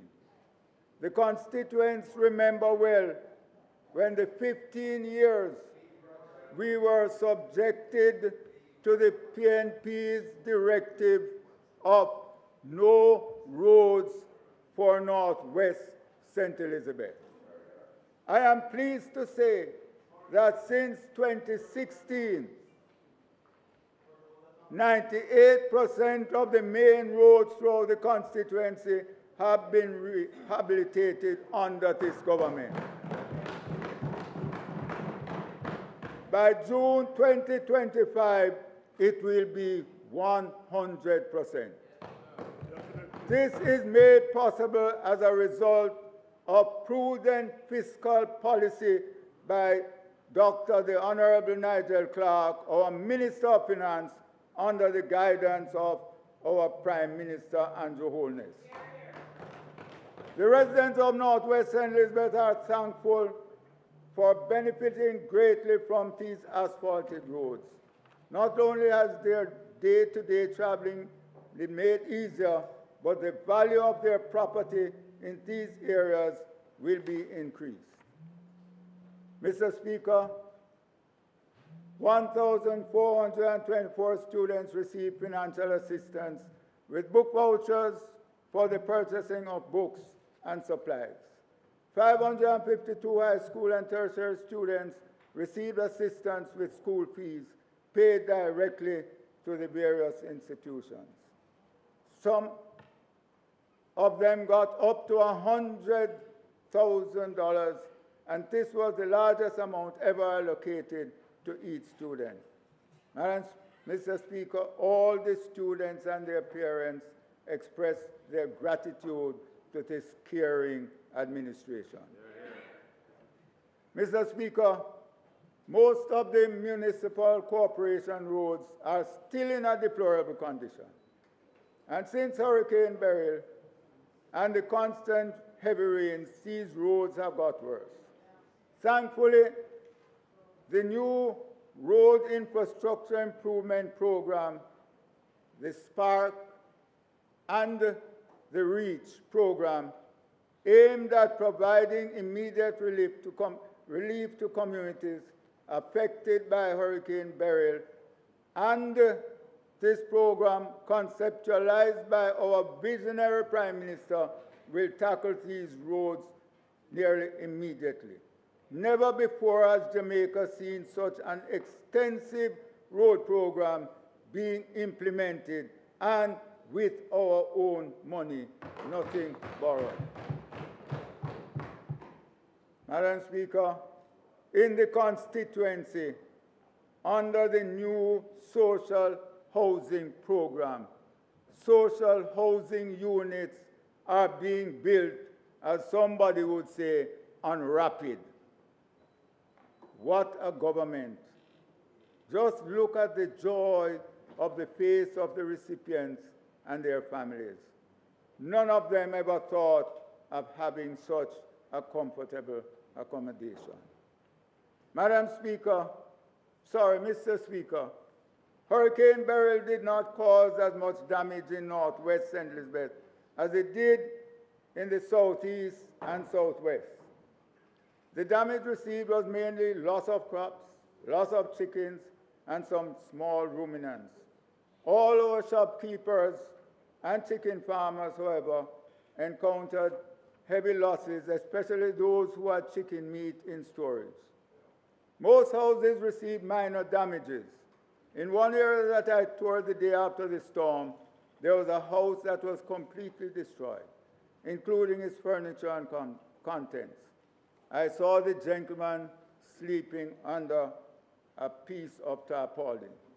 Within 2 days, with the hurricane emergency assistance provided by the government, we were able to construct a suitable board structure for him.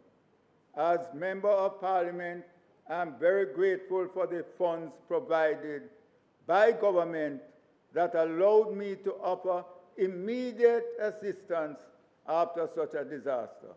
Never before were members of Parliament so empowered to offer swift and effective help to our constituents. Once again, we see the results from a strong, robust, and good-performing economy. Mr. Speaker, one of the main concerns we now face with post-Hurricane Beryl is the frequency in the disruption of electricity in the constituency, especially in the Newmarket and Ginger Hill areas. In Newmarket, residents complain that nearly every day the electricity goes, which poses a huge challenge, especially for the business people, Louisville High School, the Newmarket Health Center, Beersheba Primary School, and the police station. It is generally felt among the constituents that the area was only patched up to meet JPS's service restoration deadline. I therefore urge JPS to do right for the people of Northwest St. Elizabeth. Mr. Speaker, I want to congratulate my minister, the Honorable Darrell Vaz, for the stellar job of keeping us informed and his assistance in piloting us through the darkness of the post-Hurricane Beryl period. He showed tenacity and grit as he championed our cause to JPS.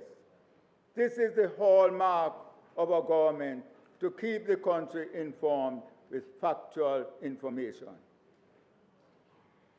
Mr. Speaker, the new market water supply system has had a number of setbacks, mainly with ownership of the land on which the tanks will be constructed. However, we are hopeful that in short order, these issues will be resolved so that the long-awaited water system will be a reality for the constituents in that area.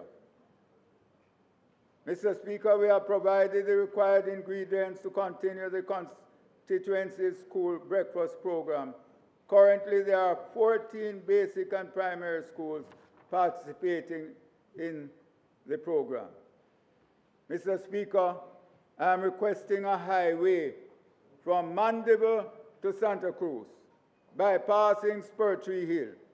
It takes roughly 45 minutes from Kingston to Williamsfield on the toll road, but it takes another 45 minutes to an hour from Williamsfield to Santa Cruz.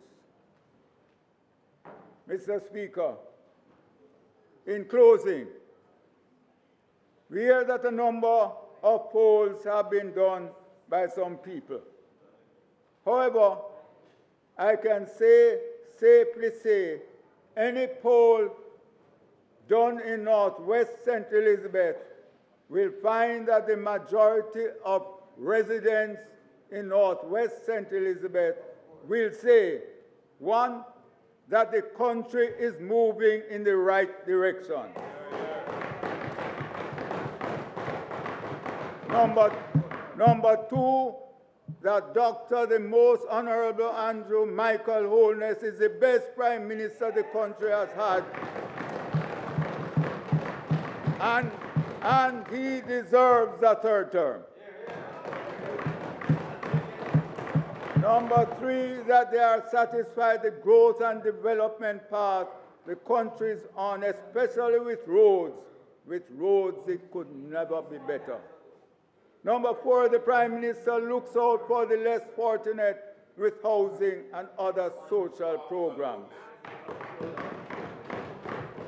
Number five, that one of the Prime Minister's priorities is making tertiary education more affordable to students.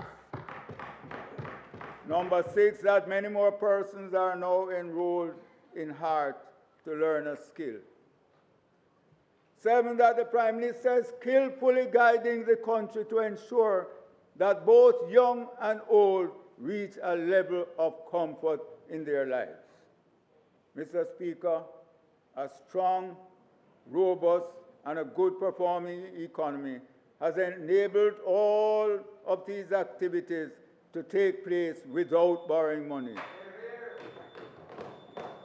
You're wrapping up? All right. Let us not go back to a government that runs with it. This would be catastrophic.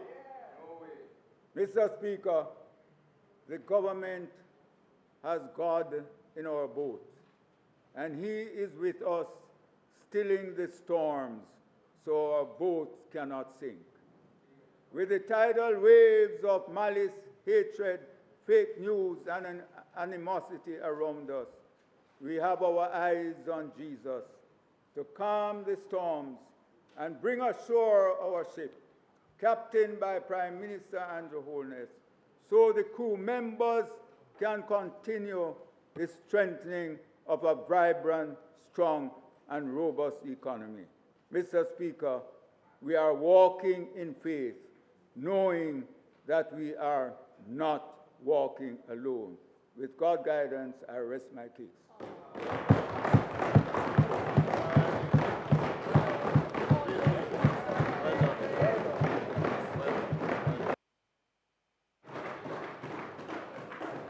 House Leader.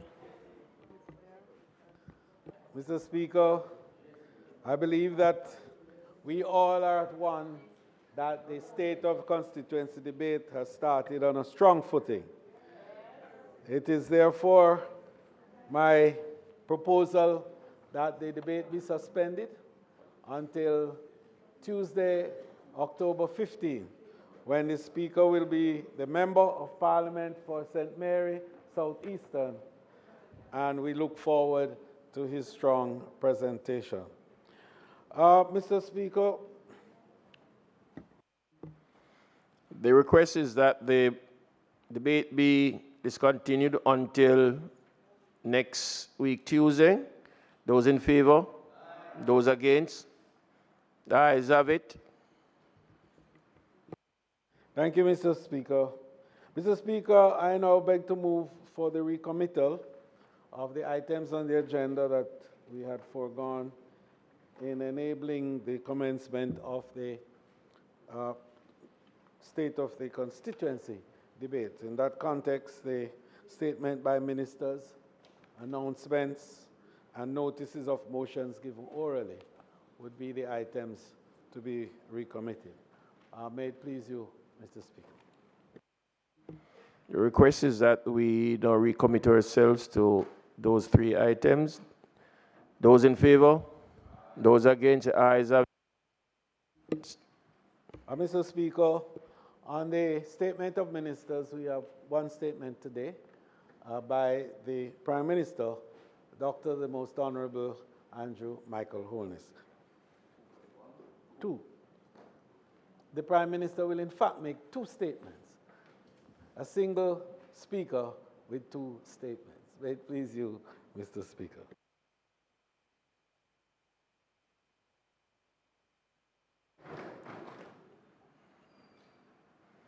Mr. Prime Minister. Thank you, Mr. Speaker. Thank you, members. On Friday last, I returned to the island following a strategic and highly productive visit to the Republic of India, an important partner in Jamaica's diplomatic and economic ambitions. Mr. Speaker, I was joined by a delegation that included Senator the Honorable Kamina Johnson-Smith, Minister of Foreign Affairs and Foreign Trade, Senator the Honorable Dr. Dana Morris-Dixon, Minister without portfolio in the Office of the Prime Minister with responsibility for information, skills, and digital transformation, along with technical communications and other personnel from the Office of the Prime Minister and the Ministry of Foreign Affairs. I want to express my deep gratitude to the Government of India for the excellent arrangements made for my visit.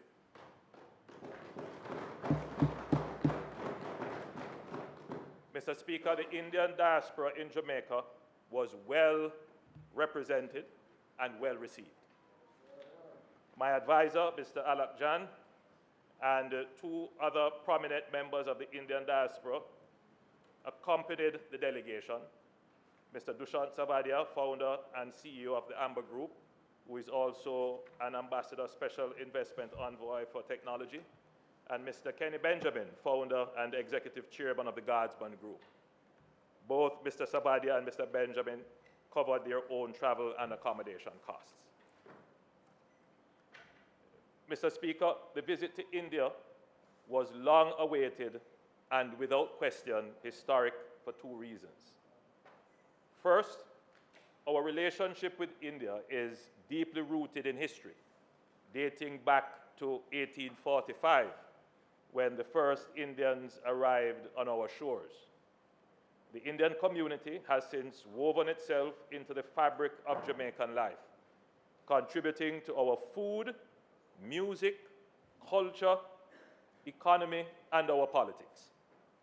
This visit was a powerful recognition of those enduring bonds and a step towards strengthening them for future cooperation. Second, India has over the last decade in particular emerged as a global economic and geopolitical power. With a population of 1.4 billion, India is not only the world's largest democracy, but also the fastest growing large economy in the world. India's GDP grew by an impressive 8.2% in fiscal 2024 and is projected to grow by 6.8% in 2025. On this growth trajectory, India is poised to become the world's third largest economy within the next 5 years.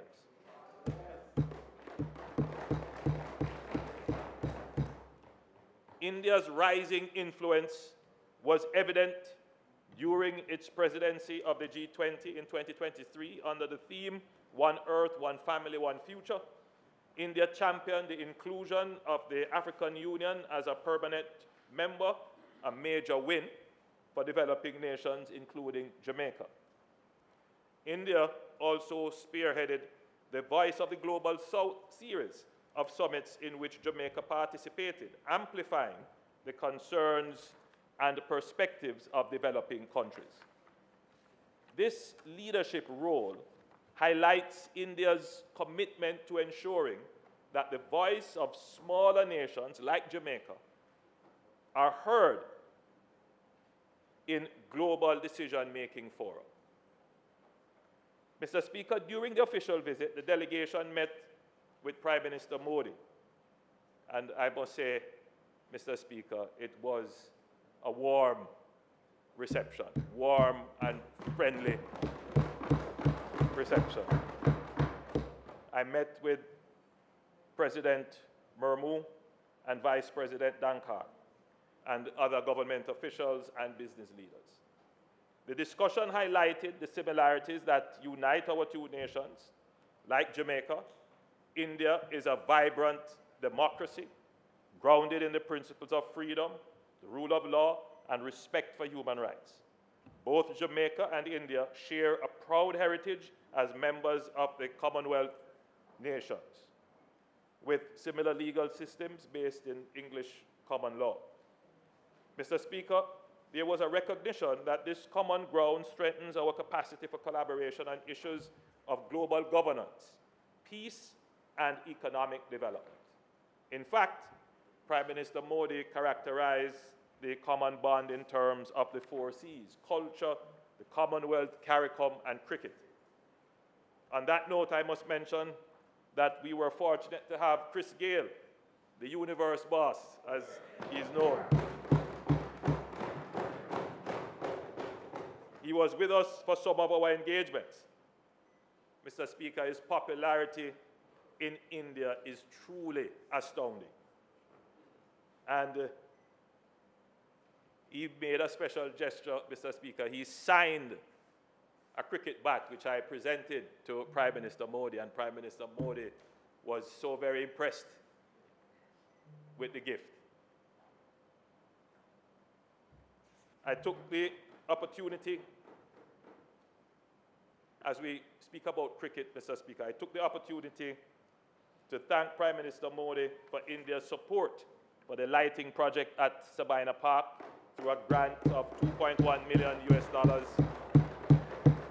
a few years ago, and an electronic scoreboard, which is on its way. Our discussion touched on a range of issues of mutual interest, including trade and investment, health, agriculture, digital transformation, film, education, security, sports, and tourism. Mr. Speaker, on trade and investment, India's growing economy presents immense opportunities. Both nations committed to increasing trade and investment, particularly in agriculture, manufacturing, and technology. Jamaica's strategic location offers Indian businesses an ideal near-shore hub to access markets in the USA, Canada, and Latin America, and the Caribbean. And in return, India represents a large export market for Jamaican products, like Blue Mountain coffee, aged rums and liqueurs, very popular in India. But the largest opportunity, Mr. Speaker, is tourism. And the Minister of Tourism will be visiting India in a few weeks from now to further build upon. Well, he hasn't been to India. To be fair to the minister, he hasn't been to India.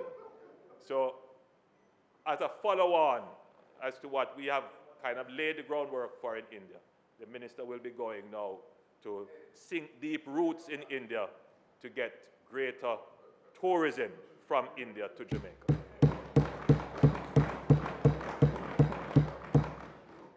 agriculture, we discussed the sharing of knowledge and best practices in critical areas, such as mechanization.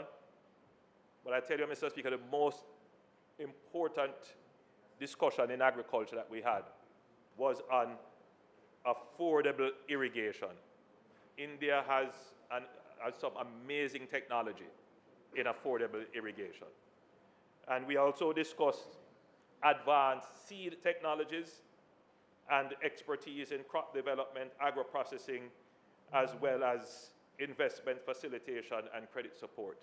What I particularly like about the Indian agricultural technology is that they rely heavily on using natural solutions, nature-based solutions, particularly in pest control and enhancing crop productivity. And I think Jamaican farmers would quickly embrace those technologies. In healthcare and medical tourism, we explored how Jamaica's world-renowned tourism industry and India's expertise in healthcare can collaborate to create a thriving medical tourism sector benefiting both nations. Mr. Speaker, if the story is ever really told about Jamaica's investment history, it would be recorded the several missed opportunities that we had as a country. One of them would have been an Indian investment in medical tourism, which went to a neighboring country. And we keep missing these opportunities which would have made us a stronger economy today. Mr. Speaker, we are not intending on missing any more of those opportunities. We are going to create them. We are laying the foundation for them to be developed, nurtured, and grown. Mr. Speaker, India is one of the largest manufacturer and exporter of pharmaceuticals in the world, with an industry valued at over US $50 billion, supplying almost all countries in the world. Jamaica is exploring strategic partnerships with India to improve the supply and affordability of quality pharmaceuticals for the Jamaican people, thereby reducing the cost of healthcare in Jamaica. Mr. Speaker, we spoke extensively about digital transformation.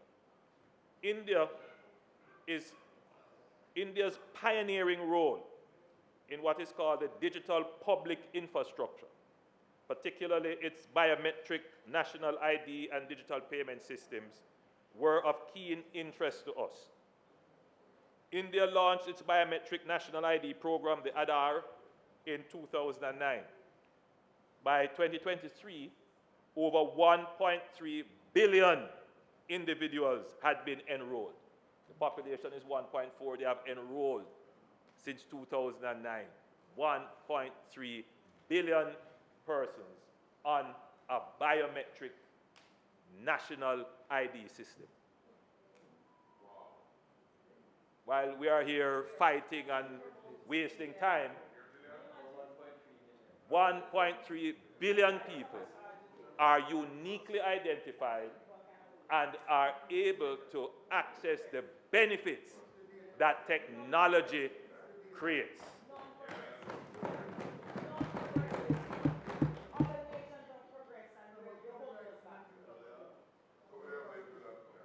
This extensive reach has been instrumental in catalyzing the largest, most successful financial inclusion program in the world. Globally, Mr. Speaker,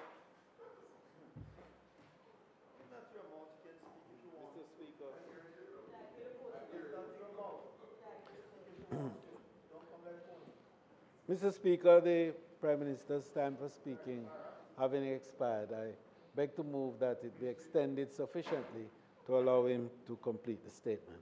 It will be expeditious, Mr. Speaker. The request is on the floor that we give the Prime Minister enough time. Those in favor? Thank the you, Mr. ayes Speaker. have it.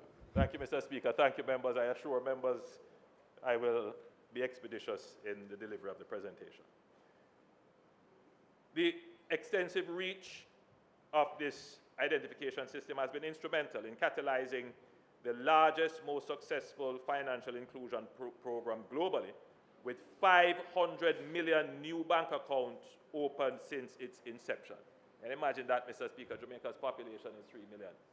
They have 500 million persons with bank accounts, individuals. India has also created a unified payment interface, which is of great interest to us, which is the foundation of one of the most successful digital payment systems in the world, and now accounts for 15 billion transactions per month. 15 billion transactions per month. This has facilitated the efficient transfer of government subsidies and benefits, significantly reducing leakages of those transfers, and ensuring resources reach the intended beneficiaries. Let me put it in another way, Mr. Speaker. India has used this unified payment interface and their digital public infrastructure and their national ID system to increase public social safety net payments like the PAAC payments. They don't stand up in line to receive their PAAC payments. Because of this unified payment interface, it comes to their phone.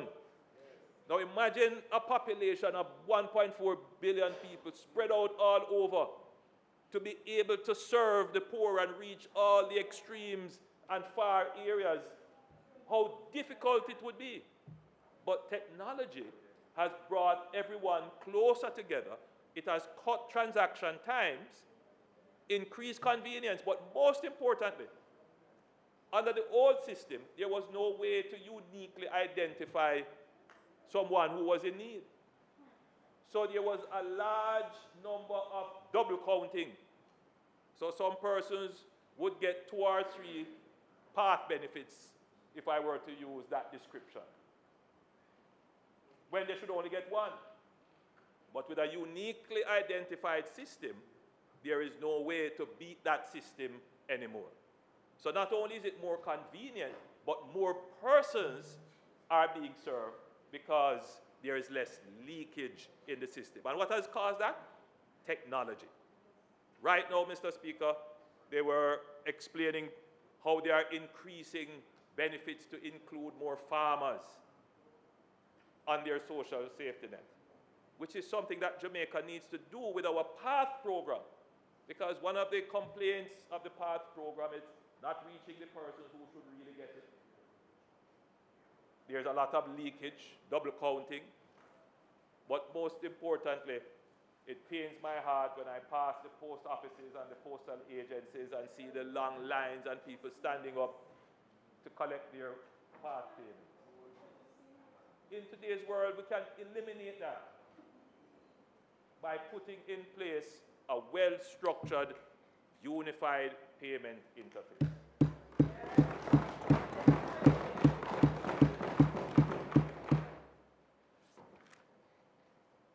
So, Mr. Speaker,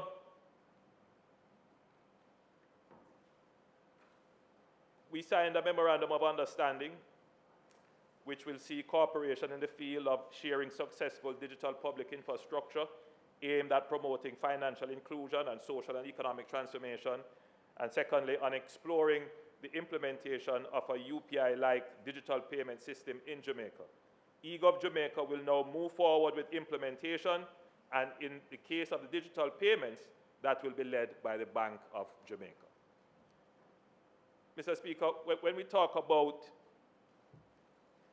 the digital public infrastructure, we have already started on this path, and we are already enabling services on this digital infrastructure. You know, I give you the perfect example of how this infrastructure helps. Mr. Speaker, you know, there was a great hue and cry complaint about the processing time at our airports. Because we have invested through the national identification system and we have put in what is called the key public infrastructure, we were able to put in place the digital kiosks that enable electronic passport recognition and the use of these Easy Pass kiosks at the airport that speeds up clearing at the airport. And more of this is to come, which will improve service delivery for the average Jamaican seeking to access public or even private services. And this is only possible because we have started to make the investments in this public digital infrastructure. Our cooperation with India is to catalyze it and to make it much more widely available. Mr. Speaker, education and skills. India, as the world moves deeper into the fourth industrial revolution, Jamaica must continue to invest in education and skills development, particularly in STEM. India's expertise in STEM and innovation presents valuable opportunities for collaboration. Discussions focused on opportunities for recruitment and training of STEM teachers, as well as how Jamaica can benefit from India's experience in equipping its workforce with the skills needed for the digital age. Mr. Speaker, we discussed film. Discussions included the possibility of Indian filmmakers from Bollywood collaborating with our growing film industry in Jamaica, particularly because, Mr. Speaker, the government has put $1 billion Jamaican dollars into a film fund. So the possibilities now exist for collaborative efforts between Indian filmmakers and Jamaican filmmakers on areas of common interest. You know, it's not far-fetched to see a documentary on cricket. That would be a massive and important cinematographic work if it can be done. We could also see films on the Indian diaspora in Jamaica. So there are great possibilities here that should be explored. Tourism, as I had mentioned, Mr. Speaker, we have had discussions on those, and as I had mentioned, the minister will be going to India. And Mr. Speaker, on sports, we focused on Jamaica's prowess in track and field and India's success in cricket and chess, and we signed a memorandum of understanding which would see cooperation in those areas, particularly the exchange of coaches. We had some additional meetings, Mr. Speaker. Minister Johnson Smith and Minister Dana Morris-Dixon spent an additional day for important meetings which focused on their respective areas. Minister Johnson Smith met with the Dean of the Sushma Sarwaj Foreign Service Institute of India to discuss joint curriculum development and training courses in building on the MOU that was signed in 2020 with the ultimate aim of developing a foreign service institute in Jamaica. Minister Morris-Dixon and other members of the delegation met with the Unique Identification Authority of India, the National Payments Corporation of India, and the National Institute of Electronics and Information Technology, which included a visit to an AI lab. Further discussions are underway regarding a partnership between the National Institute of Electronics and Information Technology and the Heart Trust NTA, including setting up one or more AI labs, that is artificial intelligence labs, in Jamaica. Mr. Speaker, while in India, I officially opened the Indian High Commission in New Delhi. The resident mission has been operational since 2020, and the official opening had been planned for April 2020 when I was originally scheduled to visit. Mr. Speaker, the road in front of the High Commission was renamed Jamaica Marg, or Jamaica Road. This is a profound symbol of the enduring friendship between Jamaica and India. Jamaica Marg will forever stand as a reminder of the strong bonds that unite us and the potential for even greater collaboration in the years ahead. I extend heartfelt congratulations or gratitude to Prime Minister Modi and the Government of India for this gracious gesture, which strengthens our partnership and elevates Jamaica's presence in India.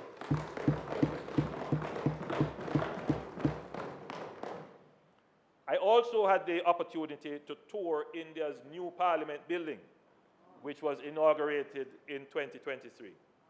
The state-of-the-art structure stands as a testament to India's democratic strength, growth, and its forward-looking vision for the future. I was particularly struck by the fact that it was fully paperless. It was a paperless parliament.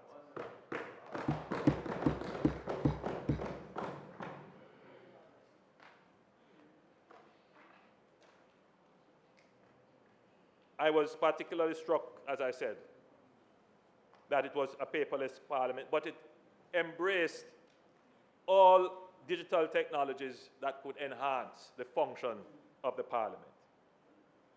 The new parliament stands in contrast to the old colonial era building, which had outlived its useful life, and is a powerful symbol of the shift from India's colonial past to its vibrant, independent future. Mr. Speaker, I left the Indian Parliament with a renewed inspiration and determination to move forward with our own Parliament.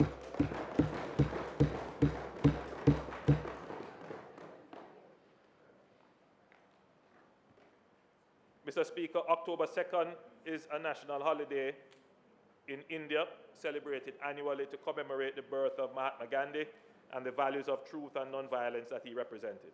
I had the honor to pay homage to him by laying a wreath and planting a tree at the Rajghat, his final resting place. I also had the opportunity to visit the sacred and historical sites of Saranath and Varanasi. Varanasi, which is the Prime Minister's constituency, Prime Minister Modi's constituency, is one of the oldest continuously inhabited cities in the world, dating back to 1200 BC. Mr. Speaker, as a small island developing state, forging global partnerships is essential to Jamaica's development. This official visit to India, the first by a Jamaican Prime Minister, was a resounding success and marks the beginning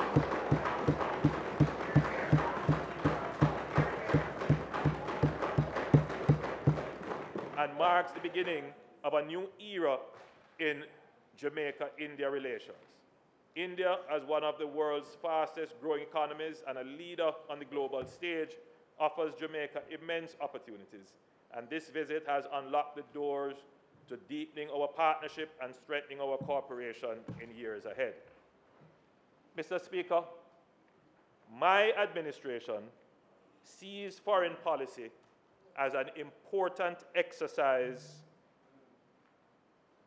to ensure our international and global political interests are served multilaterally and bilaterally.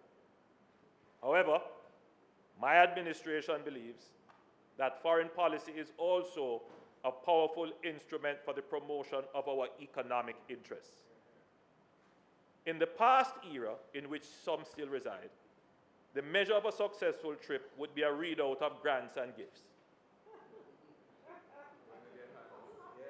It is always good to secure those. However, the era in which this administration has moved Jamaica is that of seeking our economic independence to secure our growth and prosperity as a nation.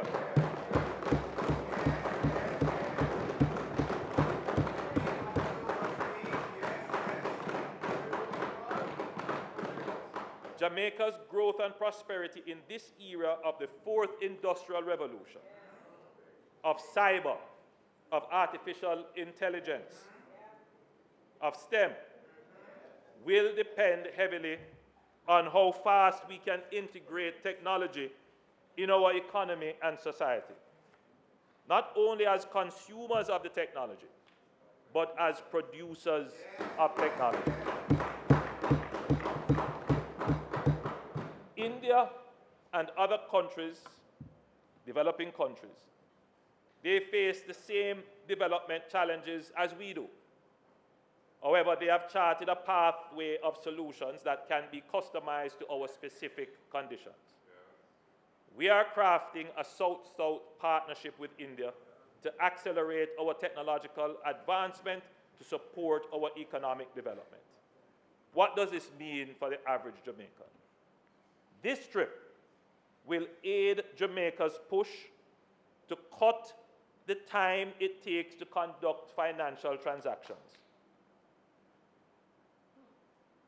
We really should commission a study to see the time that Jamaicans lose standing in line in banks, at the tax office, at all the other places where they have to get served by public institutions.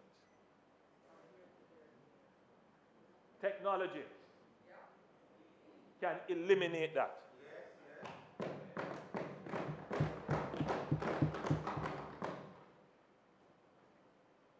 This trip will aid Jamaica's push to cut the time it takes to conduct financial transactions, the time it takes in bank lines, the time to collect the path payment, or to do business with government. Our partnerships with India will also result in great training opportunities for our young people in tech, cyber, and artificial intelligence. This is where the jobs of the future will be. This trip has great meaning and value for the average Jamaican.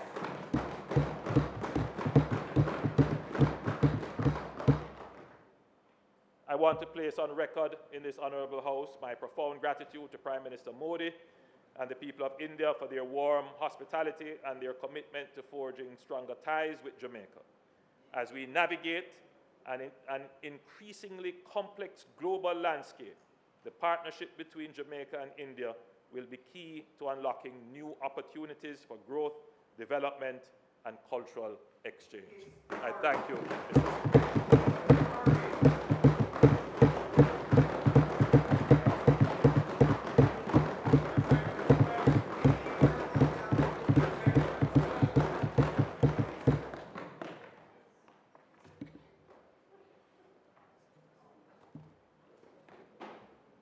Thank you very much, Mr. Speaker. Mr. Speaker, let me thank the Prime Minister for giving an update on his trip to India. In fact, when I spoke in the sectoral debate, one of the things that I said was that it is time to ensure that our foreign affairs is not foreign to the everyday Jamaican. And so I want to thank you for the in-depth presentation that you have made in terms of the update on this particular visit. What this allows when we have this kind of discussion and when we enumerate and reiterate what these cooperations and discussions entail, it brings it a little closer to the Jamaican people. So along that same vein, I would love to see, Prime Minister, that we have something similar coming before us as a parliament in terms of our collaboration through the Afro-Exim Bank, for example, and what we're doing with CARICOM, so that not just a few, but the everyday Jamaican can sit at home and hear a presentation similar to this in these other two areas. But let's talk about the meat of what you spoke about, which is what the discussions were in India. There is absolutely no doubt that we have shared a long history with India. We know the days of indentured servants between 1845 and 1917, right, as the foundation. In fact, well do we know that Norman Manley was actually inspired by the philosophies of Mahatma Gandhi. And that has been no secret. So from way back, I want to applaud some of what you have placed on the table in terms of areas of collaboration, in particular in terms of the digital divide, the tourism and cultural exchange, film, and all of that. Prime Minister, it struck me as I listened and read, trying to do both at the same time and to internalize, that although it was mentioned peripherally that we did not get the kind of in-depth, I don't know if it was part of the discussion or if it is the second round of the discussion or if that is to come. We heard about using technology in government and all of those other things which are needed and which are to be lauded, let's be clear. But when I think of India and when I think of Jamaica, I'm not looking for gifts. I'm not looking for gifts. But what I am looking for is to see how we can forge a partnership and a collaboration that moves the young Jamaican today, many of whom leave high school without the necessary quality education to do a number of things that we would want to see them do. Because if we are talking about prosperity, we know that the Jamaican that is going to be able to take advantage of any prosperity is one that has a solid foundation in education. I'd love to hear, Prime Minister, how, I'd love to hear and see collaboration with our academic institutions, yes, about programs. It is very good to talk about the Foreign Service Institute, a very good one, and that's good. I'd love to see that broadened to take in more of our educational institutions in terms of what can be done in terms of collaboration between India and Jamaica. I'd love to see how we could leverage, for example, their experience in bringing, and you said it, we have started in bringing the digital age as commonplace, especially to underserved communities, in a strategic way that looks 5, 10 years down the line to see where individuals in our underserved and rural communities, where they are in this new digital age. You know, so I'd love to hear a little bit more about that. Because, you know, Prime Minister, you spoke about what we could do in tech, cyber and AI. But let us also see how we can do the foundation of that education that is going to be required for that to be done. I think I had one other note that I wanted to add. Those are particularly the things that I'd like to see, Minister. And I am hoping that we continue with this kind of, with the discussions that have started so that they can bear fruit. But as I said, I'd love to see an expansion or at the very least more discussion around the opportunity that I see. I want to laud in particular the collaboration with film in particular. Jamaica is well known worldwide. Member, I thought you were wrapping up a while ago, so I give. So another minute. I was ending, Mr. Speaker, by saying that I liked the venture in terms of film because Jamaica is known as a country with a very strong theater background. But I don't think that we have made the mark in film as we could have with that kind of a strong grounding in theater. And that would have been my last point. Mr. Speaker, I wish to thank the member for her intervention and to reassure her that the Minister of Foreign Affairs does deliver in the Senate quite extensive presentations on the various trips, particularly for CARICOM. When I go on trips, Mr. Speaker, I do try to make a presentation, particularly official visits. In this particular case, this official visit was more than just a courtesy. It was to develop a strategic partnership for our economic development. And a critical linchpin in that strategy is the upskilling of the Jamaican labor force to become a labor force that can garner high wages by virtue of high productivity. We have been criticized as a low growth, low wage economy. And, you know, maybe that's just the phase we are in the development. But we can easily rise from this if we are instrumental and strategic and deliberate in what we are doing.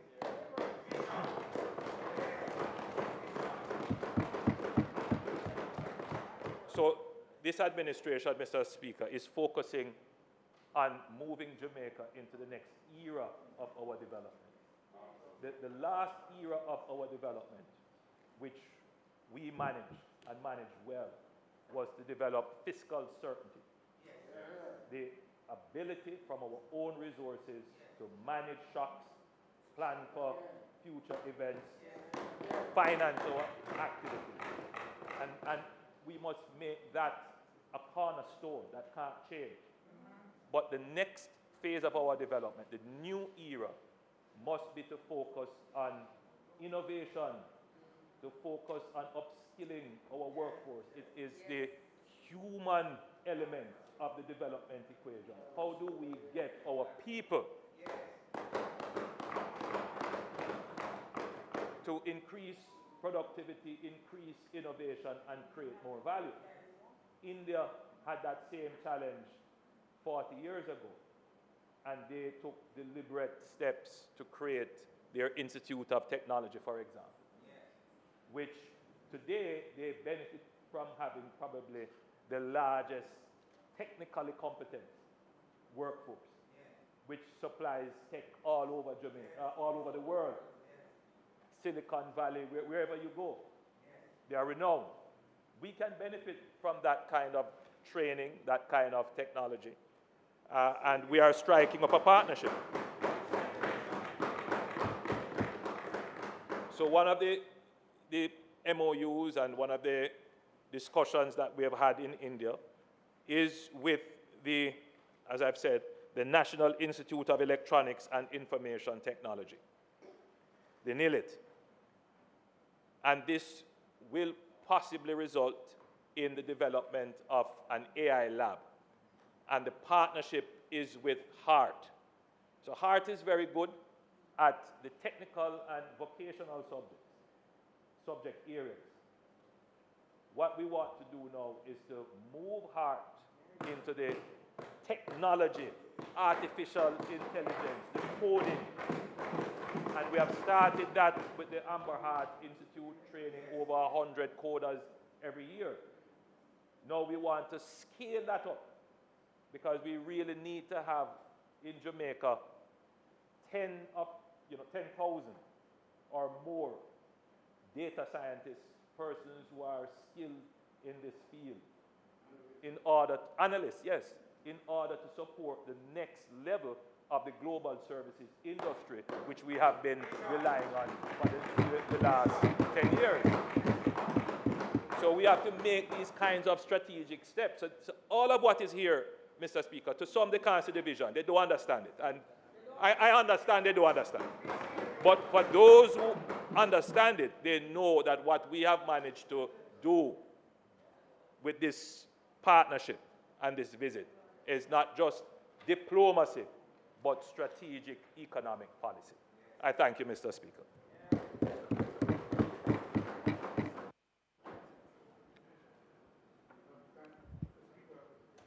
Prime Minister, I join my colleague in thanking you for the in-depth presentation that you have done that gave us a real sense of the objectives and the mission and the objective and the goals that this particular visit had.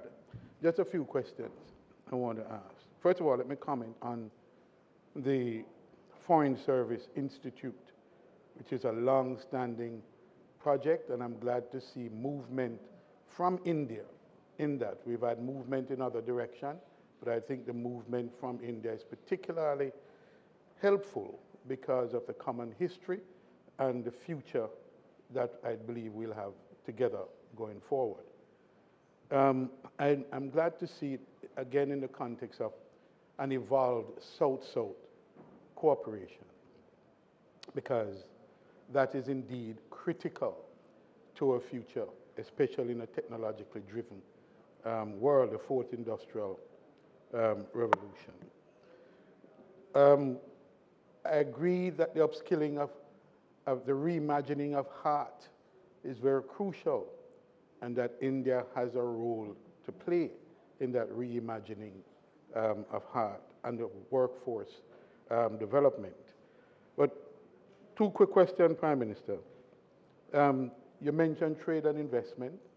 Did that discussion involve a potential trade and investment agreement with India? Because I believe that that sort of legal certainty is what is needed to make trade happen and investment happen. Not just in the discussion or even the policy, but the legal certainty that underpins these critical arrangements is what makes trade and investment happen. So I'd like to know if that discussion went in that direction and where we are in setting that foundation, because it is one that needs to happen, and the sooner the better. The next question I'd like to ask is, will we see a tabling in this House of the actual agreements? Because we've had visits where there's been no discussion in this House or agreements tabled in this House. I'd like to think, because I think those are important, and although we don't have the arrangement where you have to get prior approval, I think even post-discussions and those agreements are critical. And so I'd like to know if they'll be tabled in this House. Thank you. Because there's another statement. So to answer your last question first, as long as we clear with our partners that they have no objections to the release of the MOUs, we have no problems in releasing the MOUs. And so I will ask the Minister of Foreign Affairs to have them properly tabled. In terms of the discussion on trade, it's the initial phase. And so, yes, if there are, for example, what you call dual taxation treaties and so forth, all of those things would be discussed. Anything to ease trade would be discussed. But I also wanted to point out that we focus directly with businesses. We met with Indian businesses who have an interest in Jamaica. So, yes, so in addition to looking at the legal requirements and the institutional requirements to facilitate trade, we actually met with persons who are starting investments here, considering investing here, or who are just exploring investments in Jamaica. And that particular meeting with the Indian Institute of Commerce was very successful. Mr. Speaker, members, I thank you.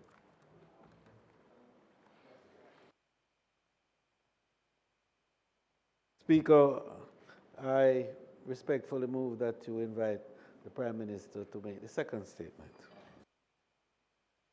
Mr. Prime Minister, you're so advised.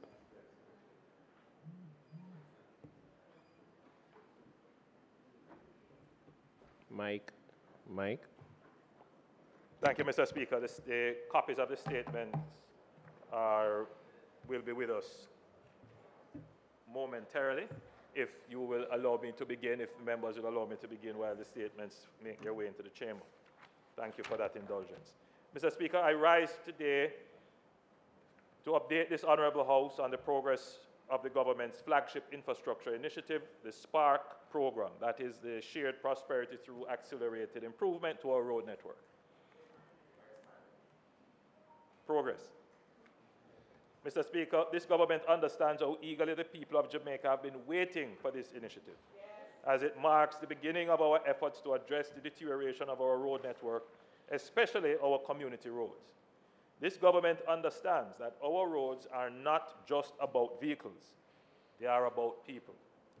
Roads that connect farmers to markets, students to schools, and patients to hospitals.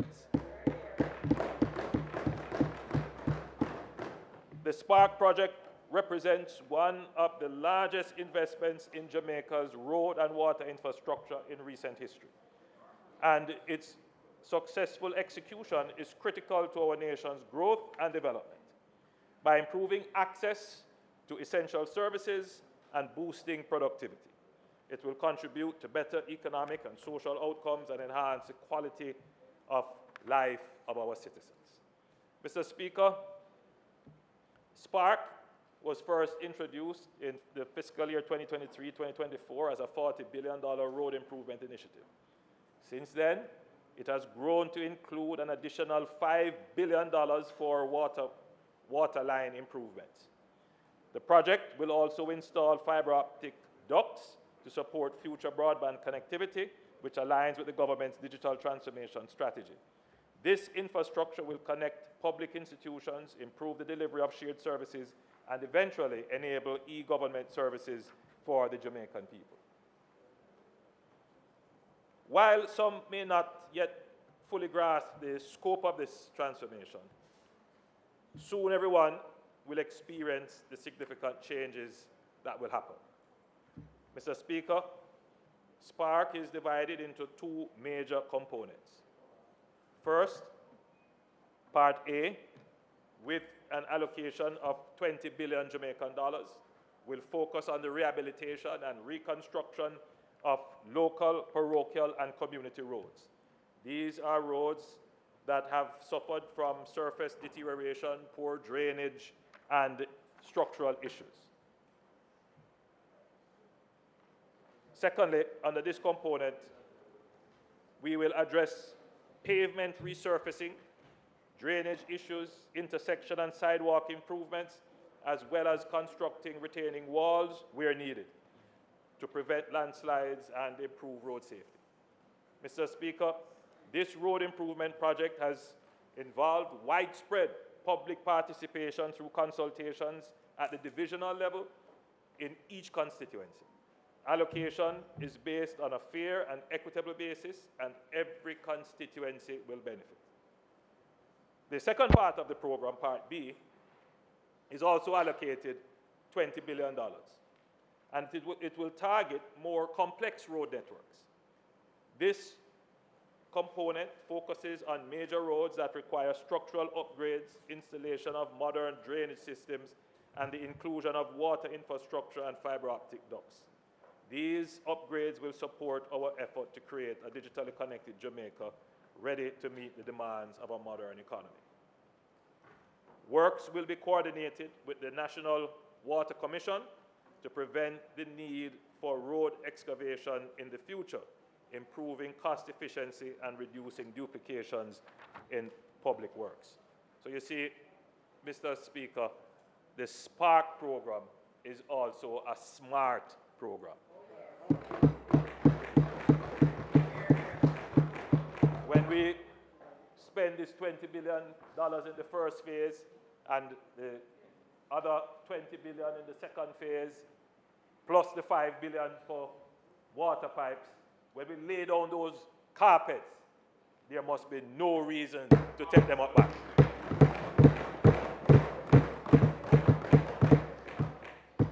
Mr. Speaker, the government of Jamaica is committed to ensuring that this project is executed with the utmost transparency and accountability. To that end, we embarked on the international competitive bidding process earlier this year, which saw 5 bidders submitting proposals for 4 construction packages under the Spark project.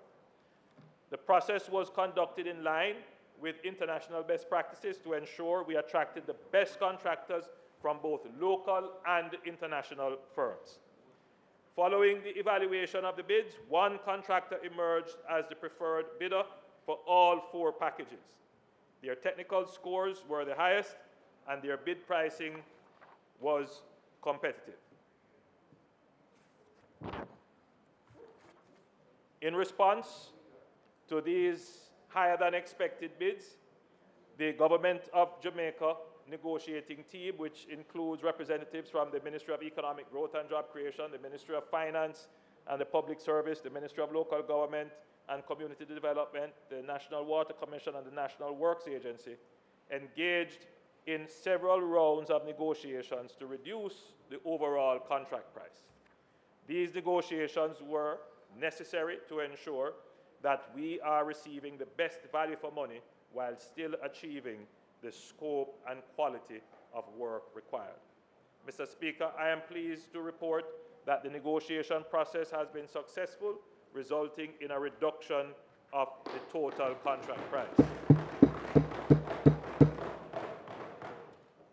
Additionally, negotiations regarding the waterline works component of the Spark project were also completed with the preferred bidder and the Government of Jamaica negotiating team, agreeing to a suitable price for the $2 billion budgeted for the waterline components. The NWC, responsible for procuring the necessary materials for all projects. Well, the NWC will be responsible for procuring the necessary materials for all projects. This approach will allow for a more streamlined execution of the waterline works and road improvements.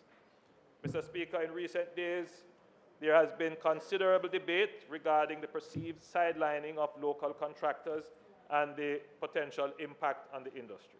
As such, I would like to clarify the role of local contractors in the Spark project. Spark will be implemented island-wide and is expected to engage several local contractors as subcontractors, bringing significant benefits to the local construction industry, including job creation and skills development. However, it is important to note that the selection of these subcontractors will be made by the main contractor in accordance with the terms and conditions of the main contract. While the government will exercise its statutory role to ensure fair wages, labor conditions, and compliance with the health and safety standards, the principle of privity of contract must be respected. The contract is with the main contractor, and it is the contractor that the government will look for or will hold accountable for the timely project delivery and quality of work. Though concerns have been raised about the performance of local contractors, I want to emphasize that the government that I lead has strong confidence in our local construction industry. We can always improve, but I believe that we have enough skills, competencies here for our local contractors to participate effectively in the Spark program. Mr. Speaker, honorable members, the Spark project is not just about upgrading roads, it's about transforming the lives of people. Better roads mean better travel, reduce transportation costs, and improve access to jobs, education, and healthcare. It means that farmers in rural communities will be able to get their produce to market more efficiently. It means that businesses can thrive because goods and services can move more freely across the island. And importantly, it means that we are laying the groundwork for a digitally connected Jamaica with the integration of fiber optics in our road infrastructure. We are not just building roads, we are building a better future for Jamaica. Yes, Mr. Speaker, we are sparking prosperity for Jamaica.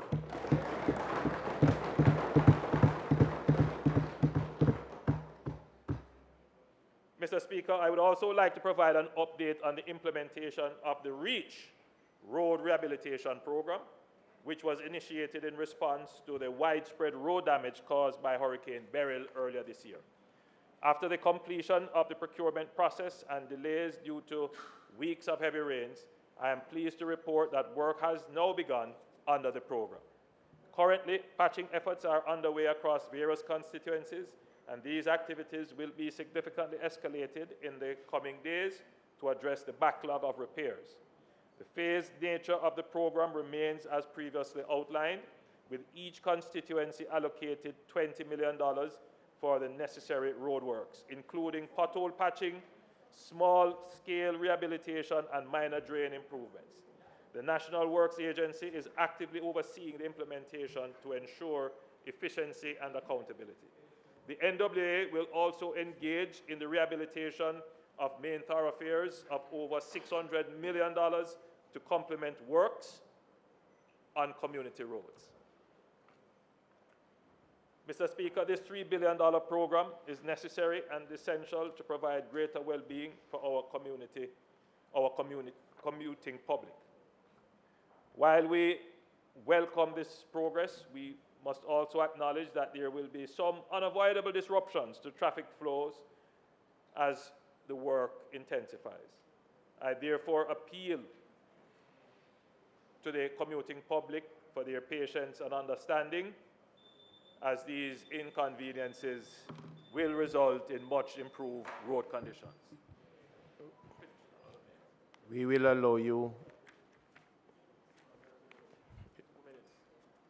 The Prime Minister's time for speaking having expired, I beg to move that it be extended by 5 minutes to allow completion of his presentation. The request is, and those in favor? Ayes have it. Mr. Prime Minister. Mr. Speaker, I do hear the cry of the commuting public that it seems as if the contractors who are given the job to repair the roads decide to repair the roads in peak hours. It's a complaint that has been made to me on several occasions. So, Mr. Speaker, I'm using this forum to direct the Minister without portfolio, who has direct oversight on these particular matters, to ensure that the contractors who are doing the patching exercise some amount of discretion in the time that they choose to do these roadworks, Mr. Speaker. I'm giving that publicly as a directive to the Minister.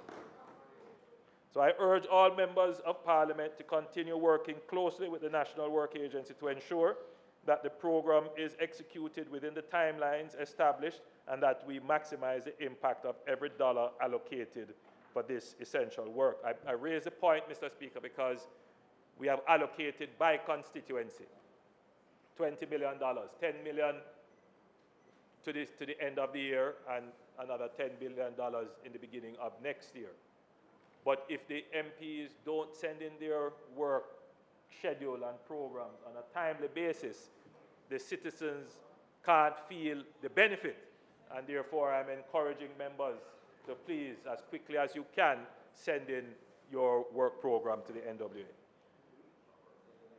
Mr. Speaker, I know that Jamaicans are eager to know if their road will be selected for improvement under the SPARK program. Some may be disappointed if their communities are not included in this phase of SPARK. However, we have worked hard to make the project as fair and equitable as possible. SPARK has been the most consultative road improvement initiative in the nation's history. Through town hall meetings, the SPARK program actively sought input from residents, ensuring that their voices were heard in making the priorities for the roads to be fixed.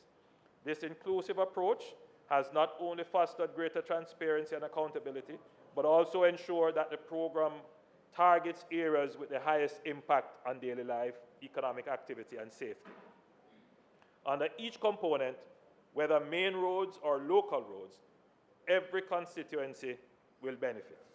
For constituencies with more roads, they will receive additional allocations based on the length of the roads that they have. In the coming days, the government will engage a public relations firm to launch the public awareness campaign for SPARK.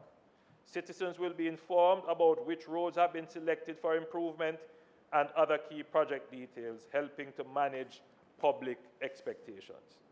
As we prepare to enter the construction phase of the SPARK project, we are committed to carrying out the work with efficiency and professionalism, ensuring minimal disruption to the daily lives of our citizens.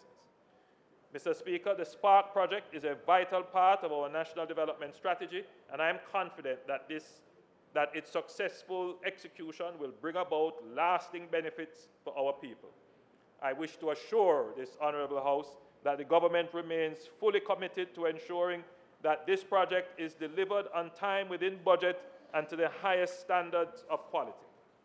The road ahead will require continued focus and collaboration between all stakeholders, and I look forward to updating this House as we continue to make progress on this critical national project, which is expected to commence is expected to start in this quarter.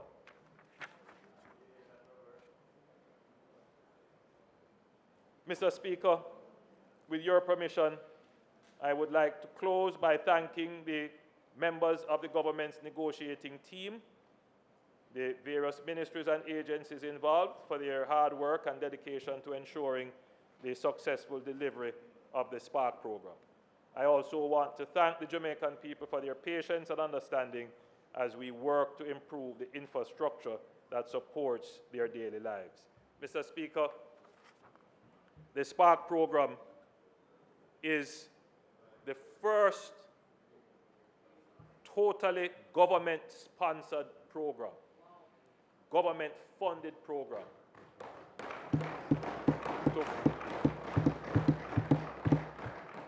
to focus on the rehabilitation of our road network. I make the point as I close, Mr. Speaker. We have been experiencing bad road conditions for over 40 years. It is not just yesterday that Jamaica has had bad roads. We were promised pothole-free from 2003. I am not in any way criticizing a genuine promise that was made, a genuine aspiration, because it's an aspiration. And there is nothing wrong with the aspiration. But, Mr. Speaker, we must recognize the difference between a dream and a vision. When you dream, you do that with your eyes closed. But when you give people a vision, it is with your eyes open. You can see the pathway. So when we make the commitment that we are going to finally deal with bad roads in Jamaica, we put together a program, we give it the institutional support, and we identify the financing. It won't happen with the snap of a finger, as others would like to promise you that by tomorrow all your bad roads are going to be fixed. There is no such thing. What you have to do is make sure that you have the budget first. Then you make sure you have the institutions to manage it. Then you find the contractors to do it. And then you have the supervision and oversight to carry it through. Once you have that in place, then you have now an institutional solution that will last you for decades and will ensure that your roads are improved. And that is what we are doing with SPARK.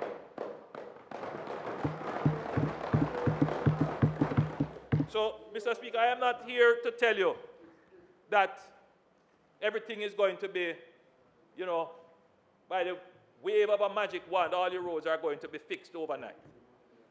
We have 25,000 kilometers of roads. And over the last 50 years, we have maintained them.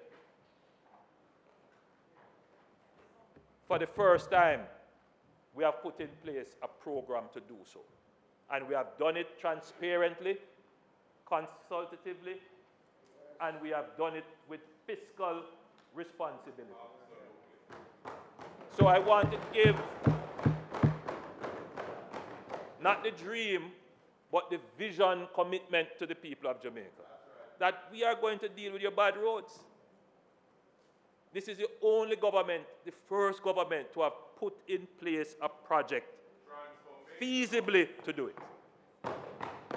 So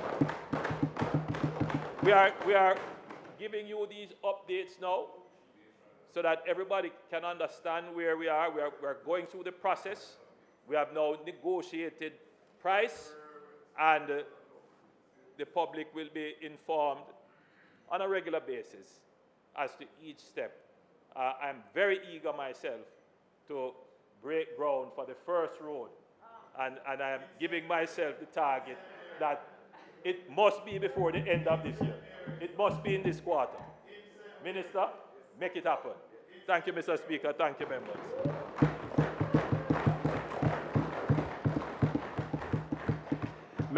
Member from Manchester Northwestern.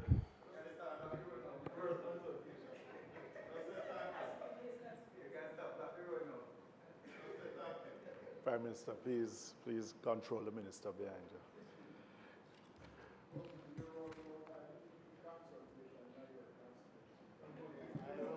Mr. Speaker, we on this side, and I'm sure the country as a whole is happy to hear the update from the Prime Minister on the SPARK program and the REACH program. But I find, Mr. Speaker, that we use the word transformational very loosely. We use it at every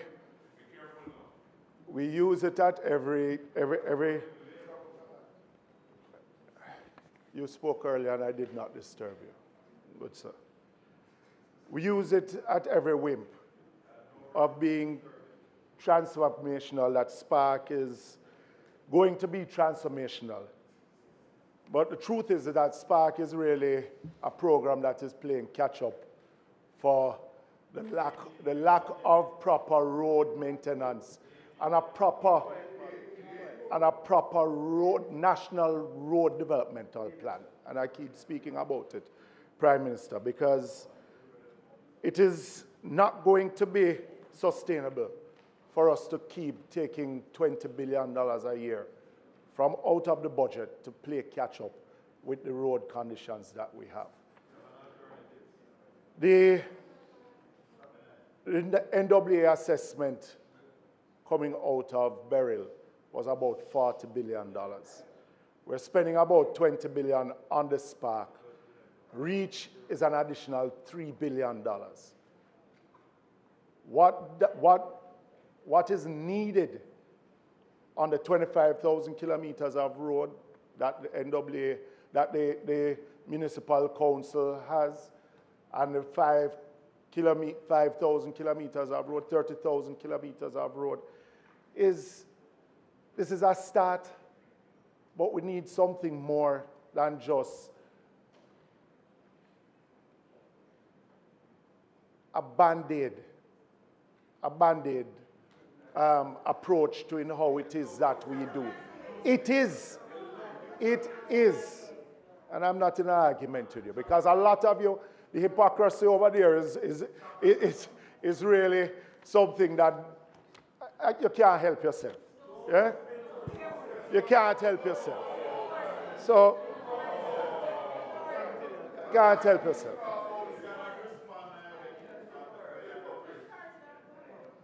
And why I said, why Prime Minister, is that year after year we've been talking about, we have $3 billion in the budget. Yes, I see we're in the supplementary budget, even contractors in the mid-P, we are now dealing with some of those. There are contractors out there that have been complaining about not being paid. We are playing catch-up with what we are playing catch-up in expenses with the National Works Agency. And, you know, it is a step in the right direction. I'm not killing the SPARK program. It's a step in the right direction. But I'm still asking, where is that national plan? You yourself promised a national plan on the drains that we have island-wide. We have not yet seen that report that you have promised that would have been brought to the House. Where's that national plan?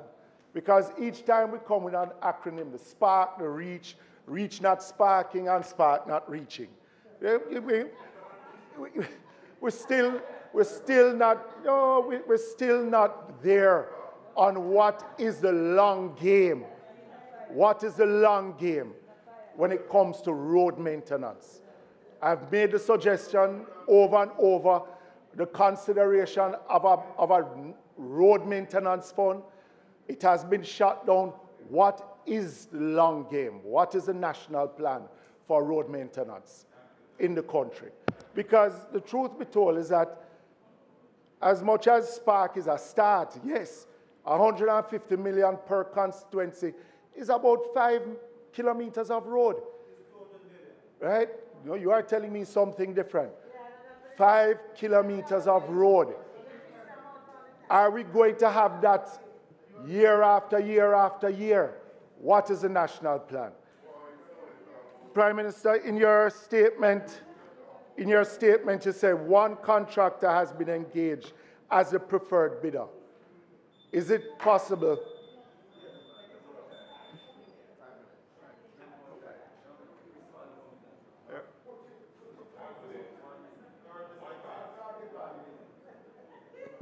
Mr. Speaker, the member's time expired. I move that it be given 5 minutes to complete the presentation. The request is for an additional 5 minutes for the member. Those in favor? Those against, the ayes have it. Member, 5 minutes. Thank you, Mr. Speaker. Thank you, members. To pick up where I left off, in your statement, you spoke about one contractor has emerged as a preferred bidder for all 4 packages. Is it possible to know who that contractor is and who it is that you're negotiating with? Because to say that you have asked the contractor, the bids came in at a certain price, and you have renegotiated, are we still expecting to see the same amount of work or a reduced scope of work is the question. Also, it's a little bit concerning because the negotiations, I would imagine, is different from the Mid-P and the Southern Coastal Highway, where there was a negotiated margin with the contractor and a negotiated term to engage local contractors. It is obvious that this is not the same that in this Spark program.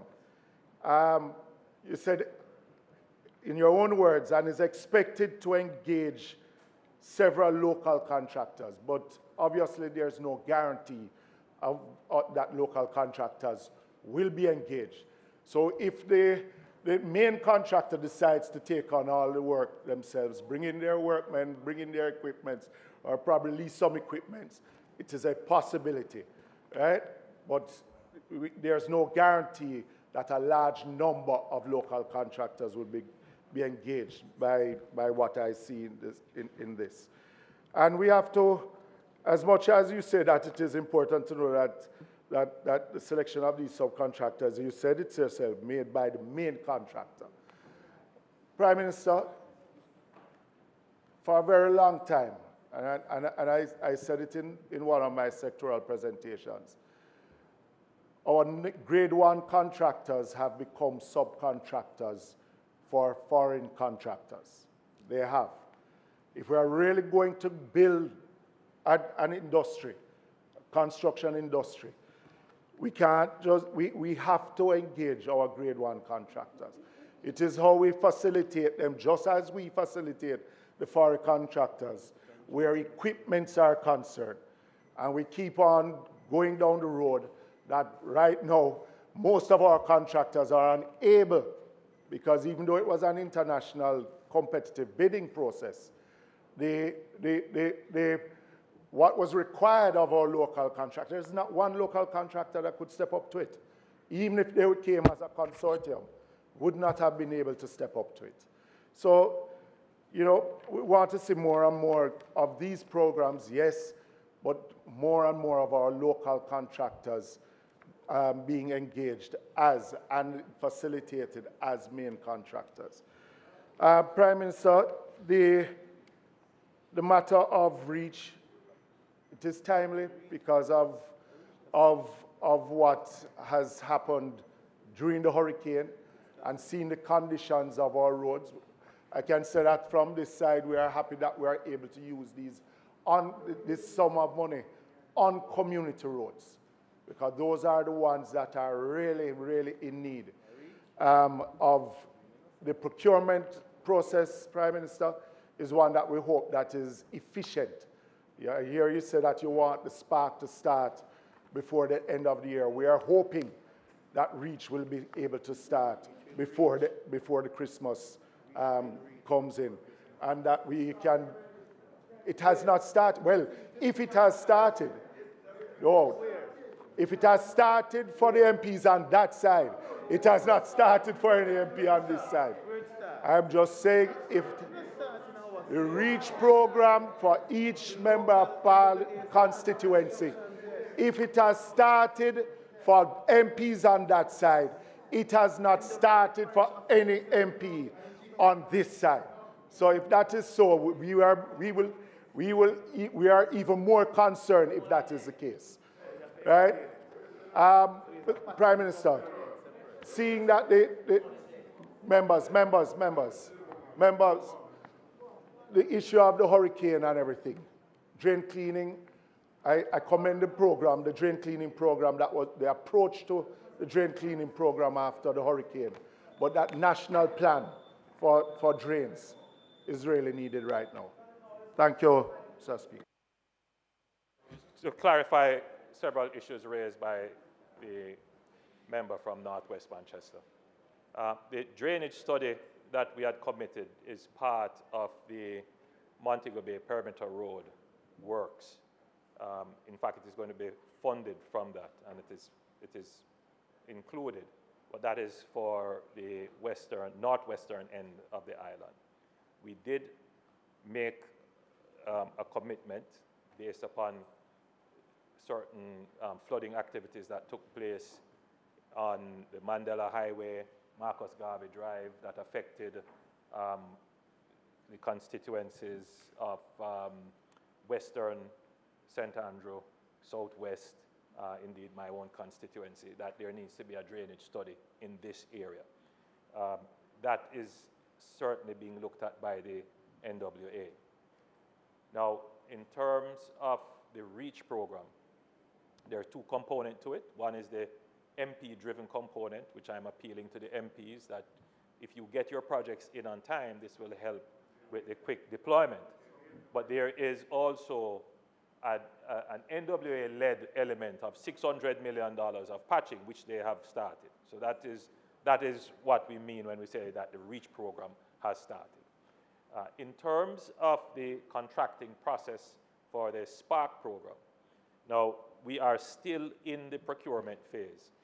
We wanted to just inform the nation that there is a preferred bidder and that we have successfully negotiated with the bidder.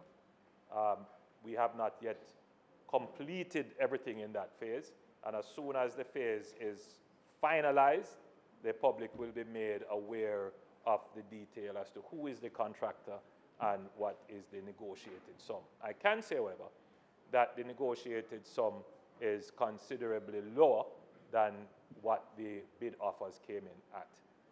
And it is something that as a government we have to look at, what we put out versus what we get back from the various bidders. Sometimes, quantum difference in terms of what our engineering estimates are versus what the international bidders say.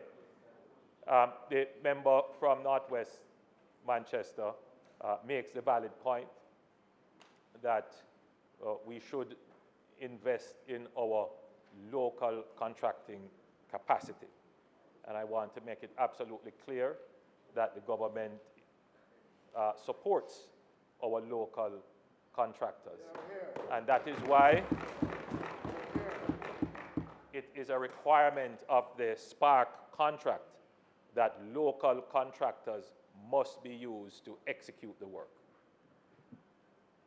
It is something that we have to acknowledge, however, that we do not yet have enterprise-scale contractors, but we would like to see those develop.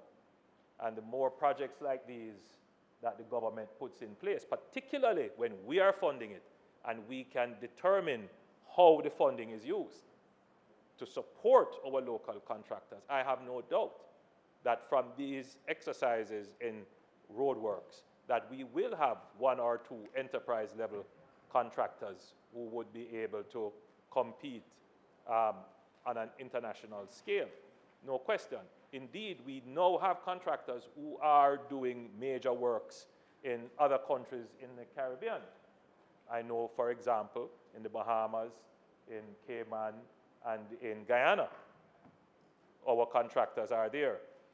But the challenge with the enterprise scale kind of works is the requirement for bonds and other forms of insurance to protect the works, and the requirement for large retinues of technical and engineering personnel, which some of our firms just don't have at the scale and scope. But they are growing and they are developing in competence. So we will continue to do these kinds of large projects, and our contractors will get the experience. And I'm certain that we will have enterprise-level contractors in short order. Your other question, member, if you remind me, I think I've dealt with all the issues. I think I've dealt with all the issues, Mr. Just raise one clarification, Prime Minister, because the drainage plan, it was about 3 years ago, you spoke about the commissioning of a survey. And I mean, I took the time while you were speaking to go to the Jamaica House website, that a master drainage plan has been completed for the entire island, September 16, 2019. That is the plan that I speak of, not the one for the Montego, because that when we spoke of it, it was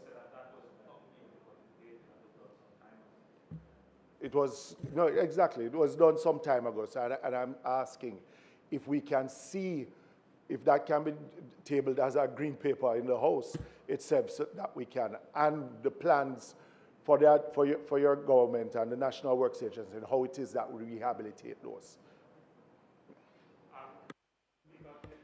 You know, drainage plans are not secret documents. So if the member requires, I will ask the Minister without portfolio to ensure that those documents are tabled or sent to him directly. The member keeps making a point, which is not a valid point. The point the member tries to make is that there is no plan for the redevelopment and rehabilitation and management of our roads. In a sense, there has been no plan. The Spark program is the start of a new way of managing our roads. Mr. Speaker, we never had a complete register of all our roads. Democracy now for over 70 years, and we don't have a register of all our roads. As a result of the Spark program, we have now established a register, not just name and designation, but we know we have now geospatially mapped all our roads, and I am now given the latest update. We are at 27,000 kilometers of roads, because it's an ongoing exercise that we map and have all the geographic features of all our roads. Step number one. Step number two is to have all the roads on an engineered maintenance schedule. So we know what is the useful life of this road, when will it be required maintenance, and the fiscal budget to match that. And that's what we're doing. So it is not true or fair for the member to suggest that this administration has not taken an instrumental approach to the management of our roads. The truth is that in the last 50 years, Mr. Speaker, it is this administration that has been systematic, deliberate, and instrumental in developing a plan, not a dream, but a real vision for improving the quality of our road network.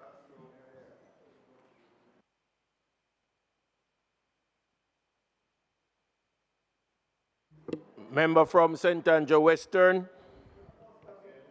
Prime Minister, Prime Minister, Prime Minister, I understand and I hear the response about the studies for the drain. I'm just hoping that with this funding that has come about through the securitization, that the Sandy Gully will be addressing the emergency aspects of it, at least at a minimum, the very emergency aspect of it. For pleadings regarding the Sandy Gully, which I also share the concerns, but I can't plead to myself, they will be addressed.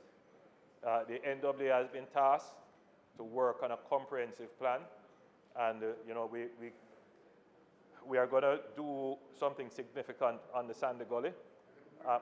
It is not, so, Mr. Speaker, just to be clear, the Sandy Gully is an emergency because of the communities that have sprung up along the Sandy Gully, in fact, on the banks of the Sandy Gully in many instances. And the compromised inverts and walls could create major catastrophe. And I want the public to understand that we are seized of it. The challenge is, Mr. Speaker, the magnitude of the intervention that would be required. And so we have to plan it out very carefully. No, which is the point I'm making, that we are going to have a major intervention to rectify the areas that are most at risk.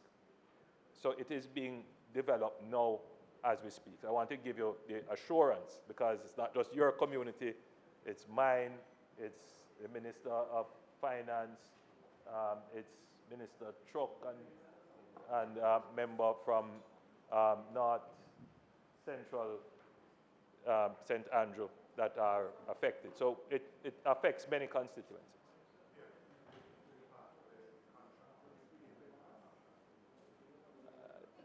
I don't, it's not a part of this detail.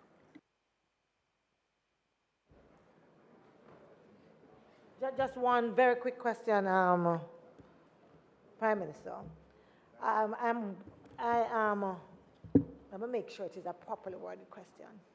How will the payments to contractors under this Spark program be compared to the regular payments through NWA?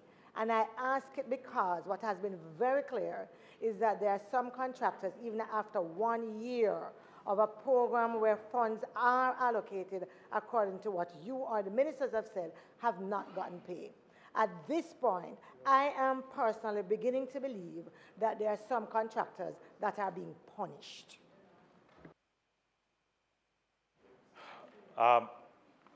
Mr. Speaker, the member from St. Andrew South West,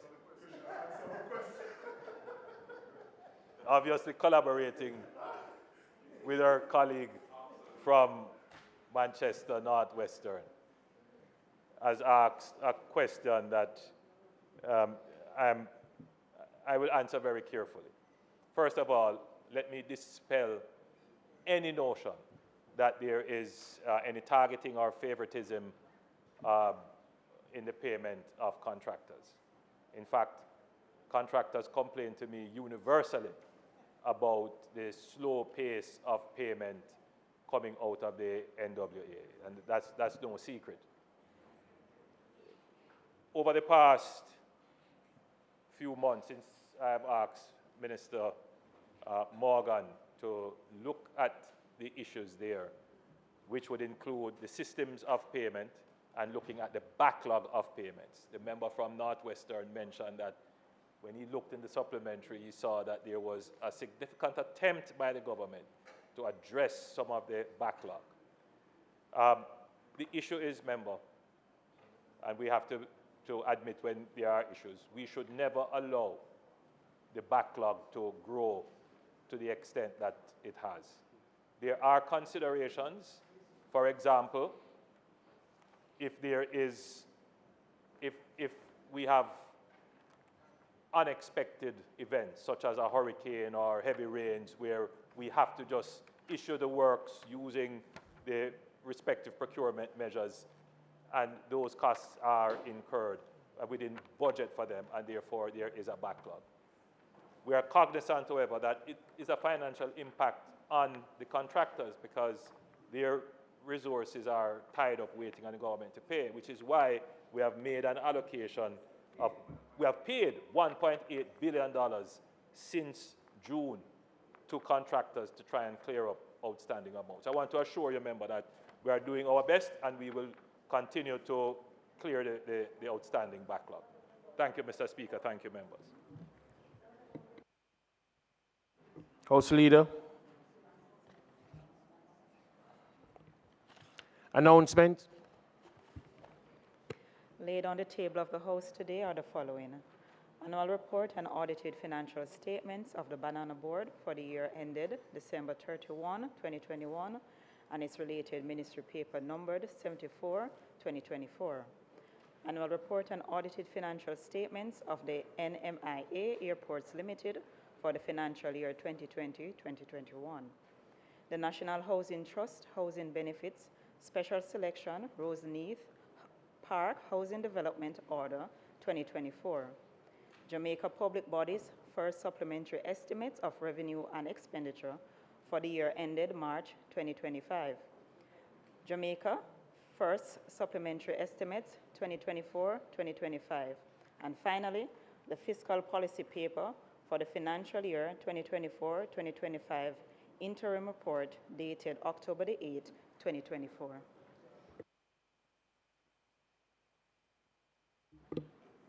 House Leader. Notice of motion given orally. Mr. Speaker, I beg to give notice that at the next meeting of the House, I will move the following motion. Be it resolved that the National Housing Trust Housing Benefits Special Selection Roseneath Park Housing Development Order 2024 under the National Housing Trust Act, which was laid on the table of this House on the 8th day of October 2024, be referred to the Regulations Committee of the House of Representatives for consideration and report. Mr. Speaker, I further beg to give notice that at a later stage today, I will move for the suspension of the standing orders to enable me to take this motion.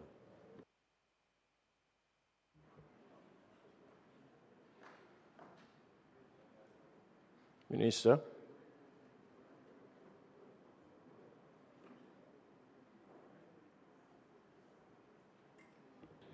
Madam Speaker, I beg to give notice that at the next meeting of the House, I'll move the following motion.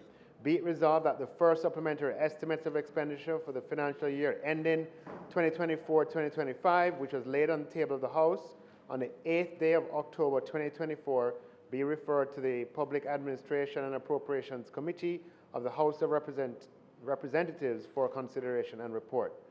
Madam Speaker, I further beg to give notice that at a later stage today, I will move for the suspension of the standing orders to enable me to take this motion.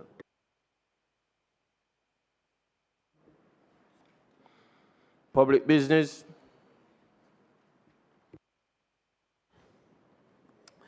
Mr. Speaker, I beg to move for the suspension of the standing orders to allow me to take the motion, notice of which I gave earlier. The request is on the floor. Those in favor? Those against? The ayes have it. You may now do so. Speaker, I beg to move that the motion be approved for the referring of the motion to the committee of the House. The request is on the floor. Those in favor? Those against? Ayes have it.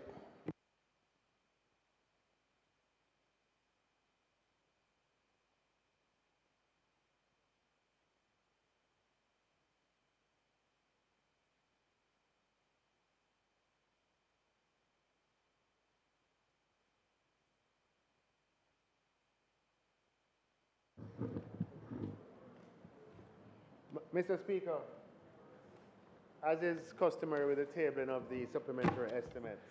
Before you do, we have to move for the suspension of the standing order. Mr. Speaker, I now move for the suspension of standing orders to enable me to take the motion, notice of which I gave earlier.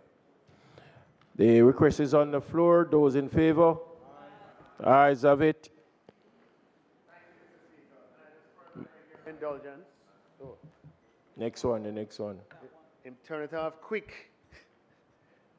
I further beg your indulgence, Mr. Speaker, as is customary to provide a statement on the tabling of the supplementary estimates because they're very detailed, and especially in a year like this, where we have had the events unfold, which I'll speak about, it's absolutely necessary that I do so.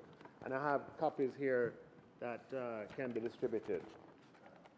Mr. Speaker, the Jamaican economy had real GDP growth of 1.2% during the first quarter of calendar year 2024. That's January to March of 2024. This was followed by positive real growth of 0.2% in the second quarter of the calendar year, which was lower than expected or projected. The reduced second quarter growth rate reflects low tourism growth, arising primarily out of a travel advisory issued by the United States of America and a contraction in the seats that were available for Jamaica. In the third quarter, Mr. Speaker, of the calendar year, Jamaica experienced Hurricane Beryl, the most devastating hurricane to impact Jamaica since Hurricane Dean in 2007, 17 years ago. And it's the earliest Category 5 hurricane to hit Jamaica that we are aware of. Earliest meaning July. Right? We've never had that before. The economy is therefore expected to register a decline of 2.1% in the third quarter of the calendar year, that's June to September, on account of the economic dislocation caused by the hurricane. Remember, agriculture in many crops was completely wiped out.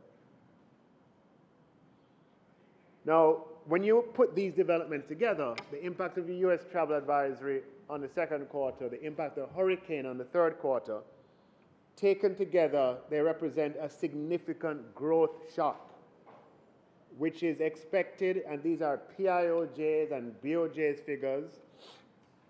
They're not predictions, they're projections, which is expected to result in a contraction of negative 0.2% for the fiscal year 2024-25, down from the initially expected expansion of 1.8%. Mr. Speaker, the fiscal impact of this growth shock is reflected in the supplementary estimates. The government of Jamaica,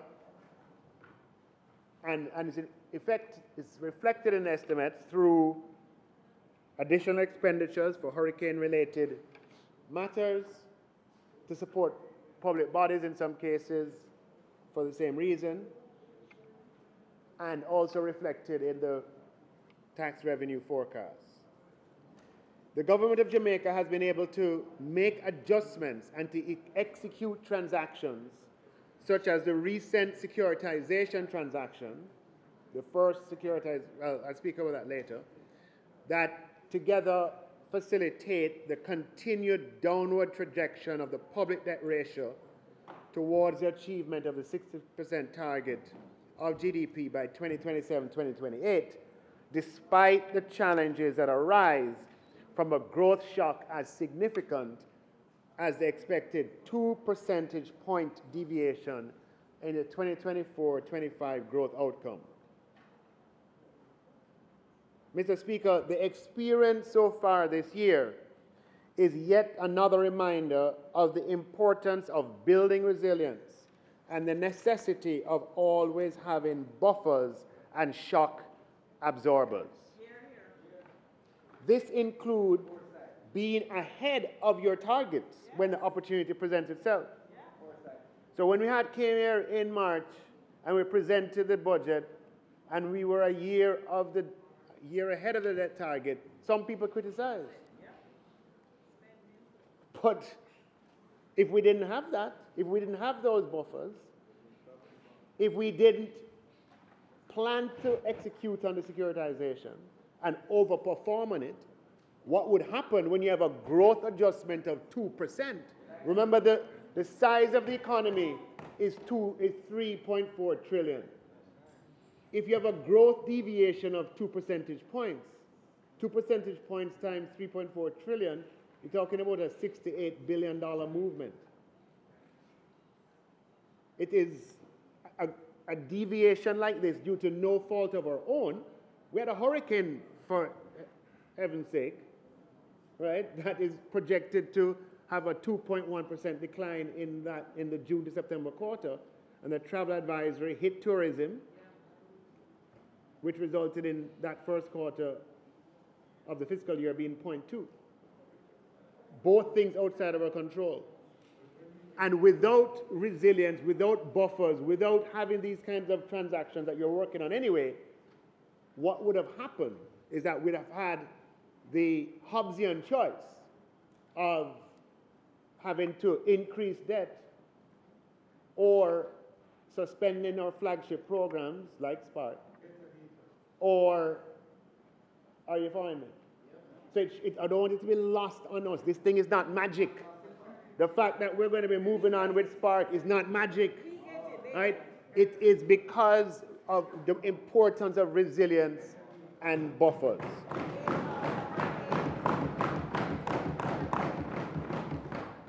Now, Mr. Speaker, Jamaica is structurally vulnerable. It's structurally vulnerable. And this is unlikely to change anytime soon. And so we have to take responsibility for this and plan accordingly, thinking about today, but also thinking about tomorrow. And it is in this context that today I table the fiscal policy paper for 24-25, the interim report, which provides an outturn for the prior fiscal year, the performance of the first quarter, and in some areas, the first 5 months of the current financial year, projections for the current financial year, and projections for the medium term.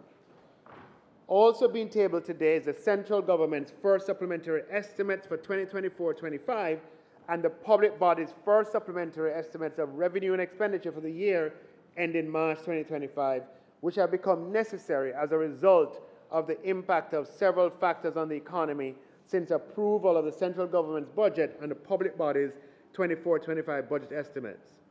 A major factor influencing the adjustments reflected in the documents being tabled today include the impact of Hurricane Beryl on Jamaica, which translates into deviations of the macroeconomic indicators from the performances anticipated during the budget preparation period. The most significant adjustment is to the projected real growth in GDP, which is expected to decline by 2 percentage points from an expansion of 1.8% to a contraction of minus 0.2%.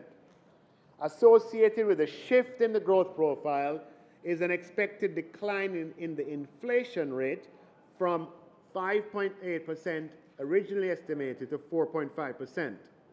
Adjustments to the 2024-25 fiscal profile have also arisen from the performance of both interest rates and exchange rates within the economic developments that have occurred.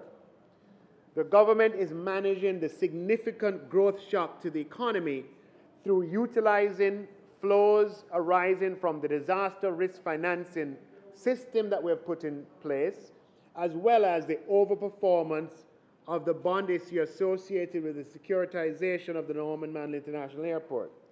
These have allowed for the continued downward trajectory in Jamaica's debt to GDP ratio, while also maintaining most of the planned expenditures and also addressing the unplanned expenditures having to do with the impact of the hurricane. Given the impact of Hurricane Beryl and the altered macroeconomic profile, the central government's first supplementary estimates provide for an increase in total expenditure and payments by approximately $40.7 billion. The increased expenditure is entirely due to expenses on the recurrent side of the budget, where both debt and non-debt expenses have increased.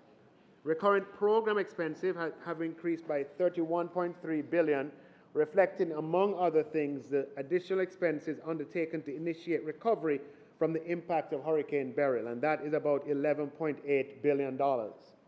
Also included in the recurrent programs are additional subvention amounts to a number of public bodies, including the University of the West Indies, the University of Technology, the Jamaica Urban Transit Company, Montego Bay Metro Limited, the National Water Commission, the University Hospital of the West Indies, the Transport Authority, JACRA, the Jamaica Racing Commission, Jamaica Ultimate Tire Company, the Firearm License Authority, the Solid Waste Management Authority, and other agencies under local government ministry.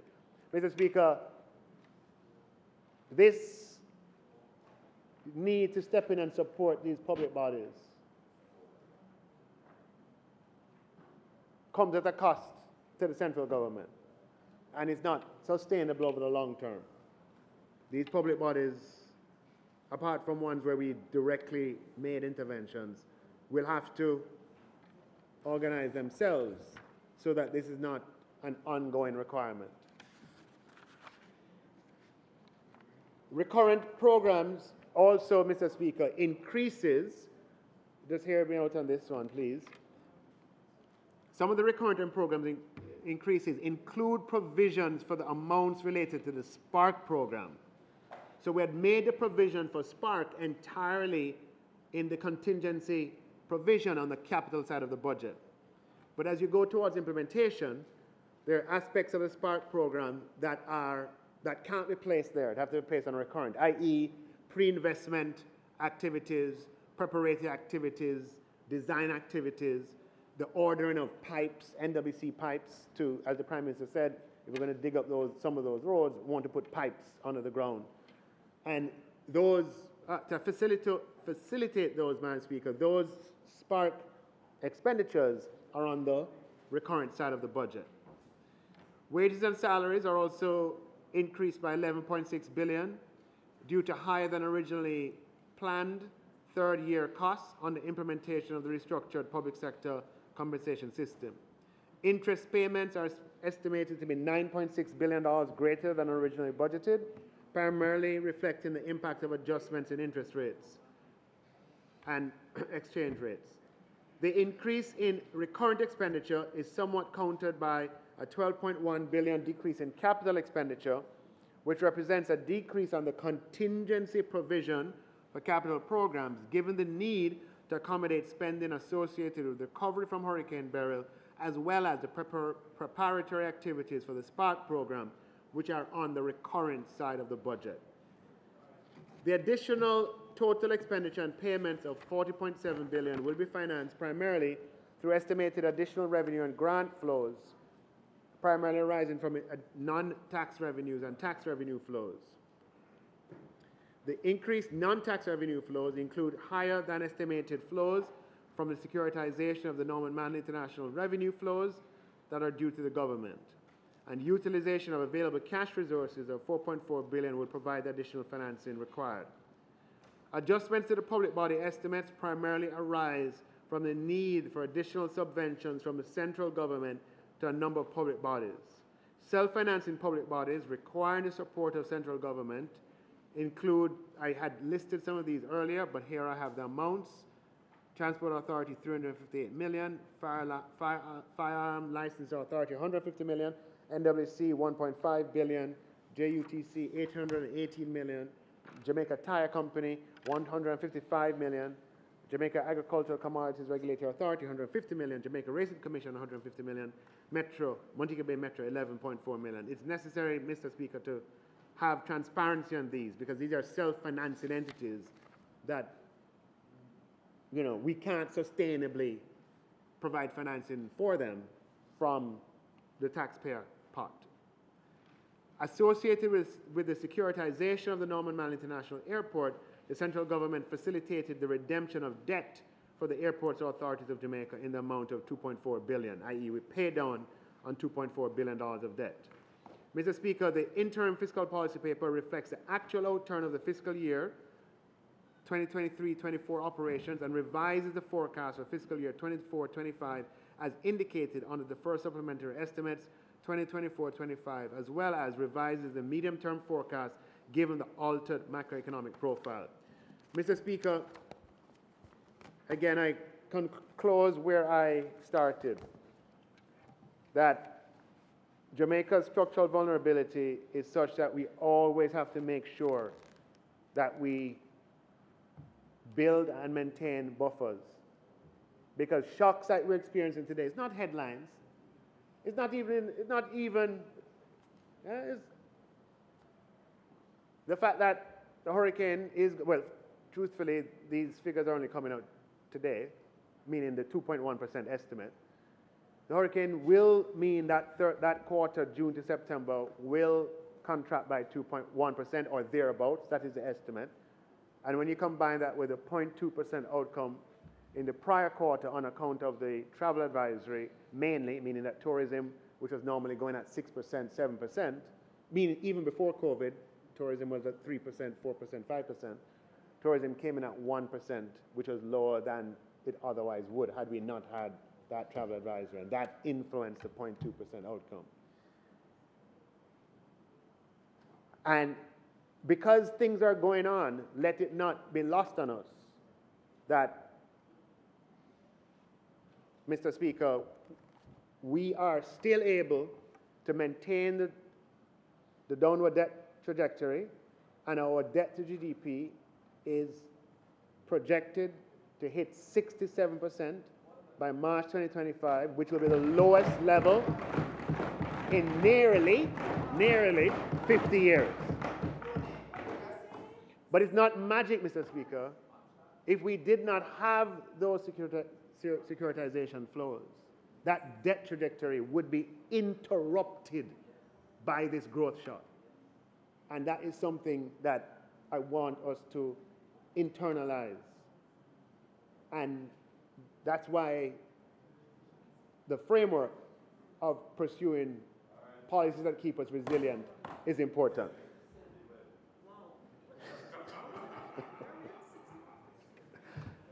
Mr. Speaker, I now move, no, because you normally respond first. Mr. Speaker, I now rest, and I know the member on the other side may want to have some remarks or questions.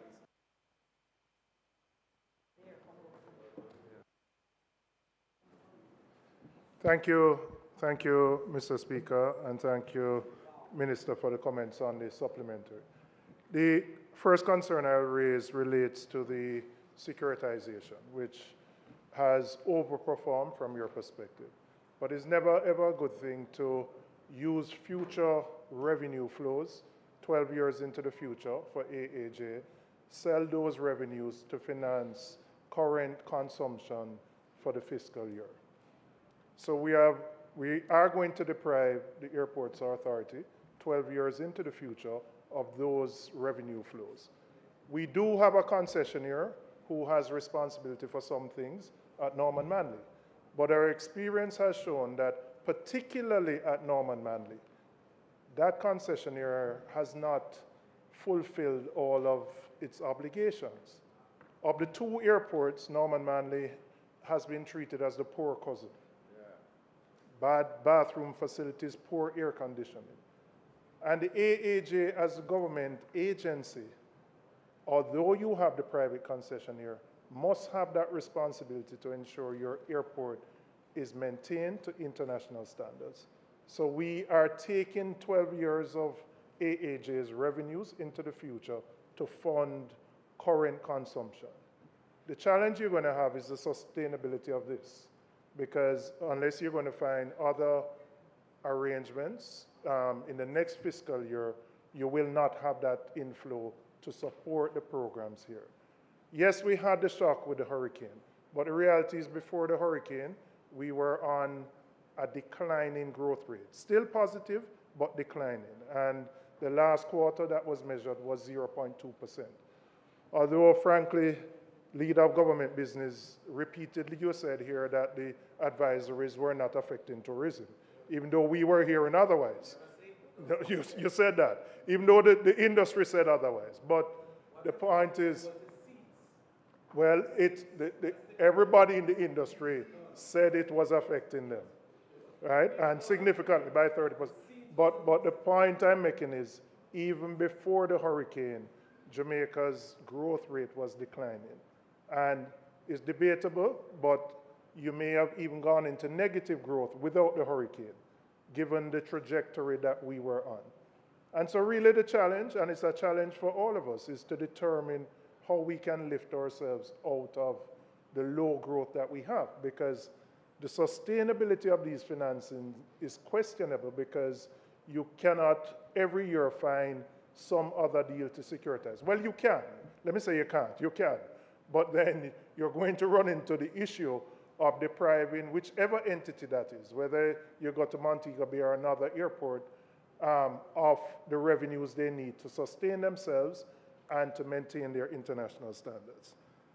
The second concern I have is whether the securitization imposes a contingent liability on the government of Jamaica if, for whatever reason, the revenue inflows do not meet the projections. We don't envision that, but if it does happen, the government of Jamaica will have the responsibility to pay the difference between what is projected and if the revenues fall below that. And also within that, I do have a concern about the impact that this arrangement may have on the potential development of Vernon Field, because I think there's a clause that speaks to no competition for the 12-year period. And Vernon Field has the potential for both a cargo port, which my colleague I know will speak to, but also for passenger traffic.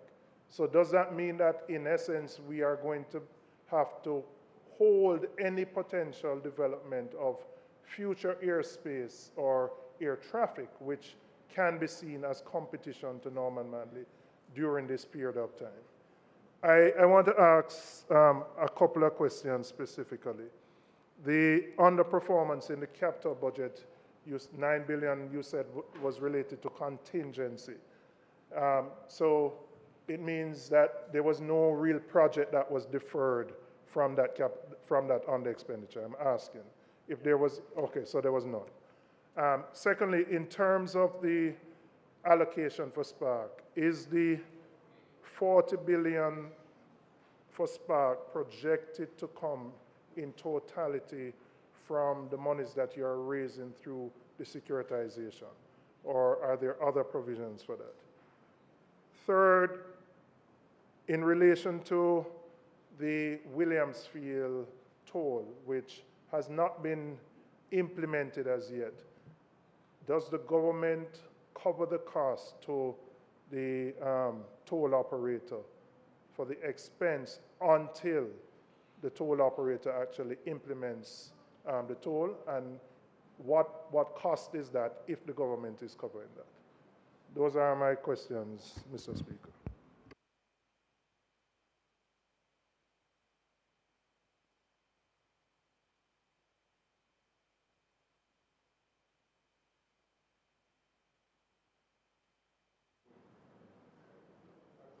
Thank you, Mr. Speaker. Minister, as you spoke and talked about the risk profile, Jamaica's risk profile, and the contingency arrangements, the mitigating arrangements that needs to be put in place to address these structural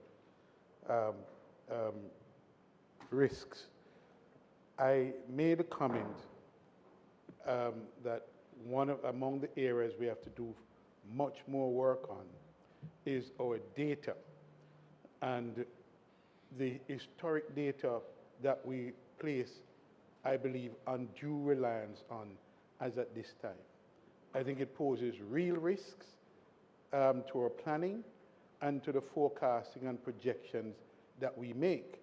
And that the extent to which the data doesn't reflect any real-time assessment or contribute to a quality kind of projection is itself a risk that we continue to rely on. And we need, therefore, to my mind, to begin to address that element of our, and that structural element of our operations.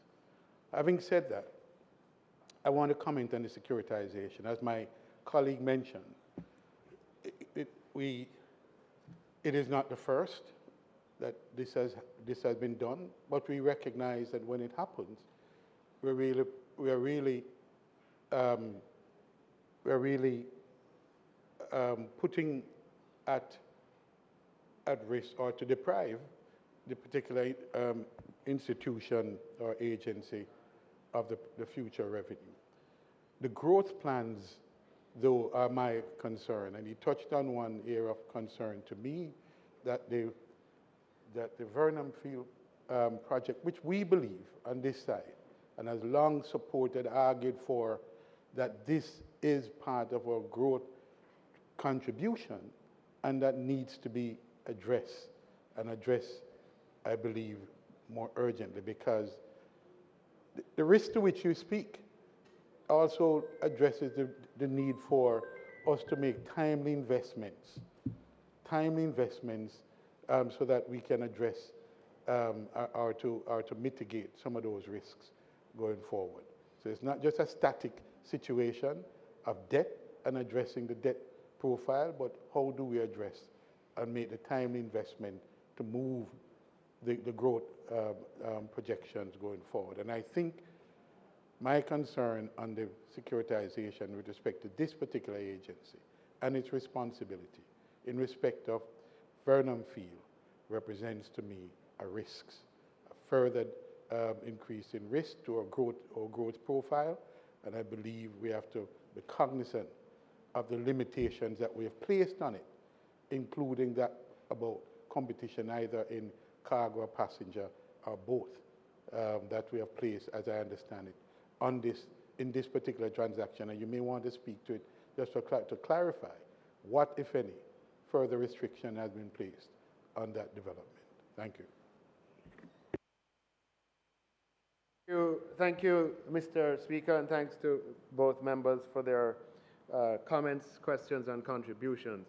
There's a lot, both speakers dwelt a lot on the securitization, and I believe that perhaps, Mr. Speaker, this is Jamaica's first structured securitization in international capital markets. It's important that it is well understood what we have done, and perhaps I'll give a statement on it that will allow for more detailed discussion and ventilation as to what's involved. I will answer the questions that are posed today. Yes, I know. We have to be next week. No. Thanks for the reminder, sir. Yes, it is reality. So I will. I'll commit to doing that so that there, it opens lots of possibilities for the future. But it's important to sort of understand some of the factors. So I'll address the questions put here, but I'll go in more detail when I do a statement. Okay, I want to just first talk about the data issue that you mentioned.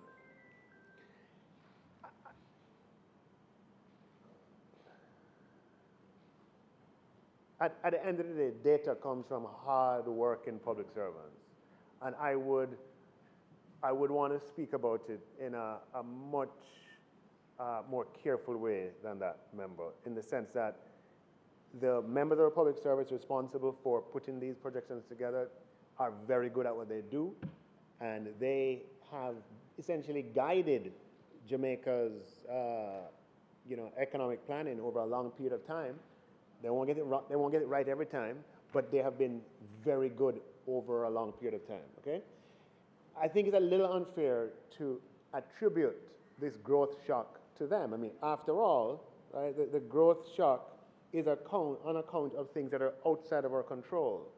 The hurricane disrupted agriculture significantly, disrupted other sectors as well. And the contraction that we are expecting as a result of it could not have been foreseen when the projections were put forward. Similarly, the outcome for the first quarter, all you have to do is look at tourism's normal contribution and the contribution in the first quarter to see where the impact, hold everything else constant. Let everything else turn out exactly as it did. If tourism did not do 1%, which is one of the lowest quarterly growth rates for tourism in 30 years outside of the pandemic and 9/11. Tourism has consistently grown by an average over 30 years outside of the pandemic of 3% a year compounded for 30 years. That is the reality, yeah? And we have probably had an over-reliance on it, yeah? So in this quarter, when tourism comes in, our reliable, dependable performer, and comes in at 1%, everything gets dragged down, yeah? So, and that was a result of a shock outside of our control, which is the point. The point is that we are vulnerable because we depend on a few things: tourism, BPO, agriculture, bauxite, as the main earners of foreign exchange along with remittances. So we get a problem with one of them, and it causes a bigger issue. And that's something that is our inheritance, but one that we have to work on and improve. So while I agree with you that we could, we definitely want to work on projects to get our GDP and unemployment quicker. Instead of getting it 11 weeks after the end of the quarter, could we get it 7 weeks? And we have projects in place to do that. It's going to require significant resources over time, but that is where I'd like to see us get, and the public servants are committed to it. With respect to the concern registered by the opposition spokesperson about using securitization proceeds for recurrent expenditure, I would absolutely share that, and as a principle that I also subscribe to. Funds are fungible, but the best way to see how funds are being used is to ask what would happen if you did not have those funds. And if we experience a shock representing 2 percentage points of GDP, and we did not have the performance of the securitization, what would happen is that we would be writing to the Auditor General or the Fiscal Commission, as the case may be, making the case for an escape of the fiscal rules, because the threshold for escape is 1.5. That's what would happen. And in escaping the fiscal rules, we'd be able to accommodate what we're doing, but at the expense of debt going up. Because we have the securitization proceeds, in the context of the growth shock, we're able to maintain the debt going down. Okay, so the proceeds effectively, if you look at the two scenarios, with the proceeds in this particular year, we're able to keep our debt on a downward trajectory. Right? So it's not in the context of this growth shock, it's not being used for consumption matters, if you understand what I'm saying, right? The use of it is to allow us to not, as I said, the threshold is, everybody knows that, the threshold is 1.5 points of GDP. We are going to breach that threshold this year. At 2 points, the deviation is going to be 2 points of GDP. We could get the authorization to escape the fiscal rules for this year. Obviously, we'd have to make it up in future years and register a deficit, right, to be able to accommodate what we're doing. But the expense would be, instead of debt being 68% next year, it probably would still be in the low 70s. So that is the effect. No, I would have preferred if we didn't have the growth shock and we could, take the trajectory even lower than planned. Huh? Yes, but if we had those proceeds, that overperformance, before the growth shock, what we would have done is further accelerated the debt repayment. Do you understand what I'm saying? To go further, to go ahead. That's what we would have done. Yeah. And I can prove that to you. I mean, this growth shock is just a... Now, yeah, the question about the sustainability of financing, if you're using one-off sources of income, absolutely correct. Which is why, you know, some of what we are doing this year, certainly the capital programs in the form of the Spark and other initiatives are one-off initiatives. But the point is absolutely the case, that if next year we have a growth shock next year, yeah, yes. But you're making my point that I always make, right? Which is that we have to have the buffer. So when we don't give the future minister a hard time when it's trying to maintain some buffers, because Jamaica's story is one that is littered with economic shocks. And unfortunately, we would have done 13, so I want to just say though that all is not lost. We would have done 13 consecutive quarters of economic growth, with little point 2 being the 13th. It's going to be broken by the hurricane, yeah? And as I've mentioned in this house before, that is the second longest stretch of economic growth, quarterly economic growth. 13 quarters is 3 years. Before that, we had the 20 quarters, with the last one being flat, which was 5 years. Before this period of stability, what we would have are 3 quarters growth, 4 quarters decline, 9 quarters growth, 2 decline, 7 quarters growth, 3 decline. What we've been able to do is to have longer periods of growth, and thank God, what we're seeing is the only thing that has broken them, right, are things that we have no control over. COVID pandemic was what broke the one last time, and we did have a flat quarter before when the Alpart closed after the trade war thing, right? This time, what has broken it as a factual matter? It's the hurricane. So what we have managed to achieve, Mr. Speaker and members, is the stability of growth.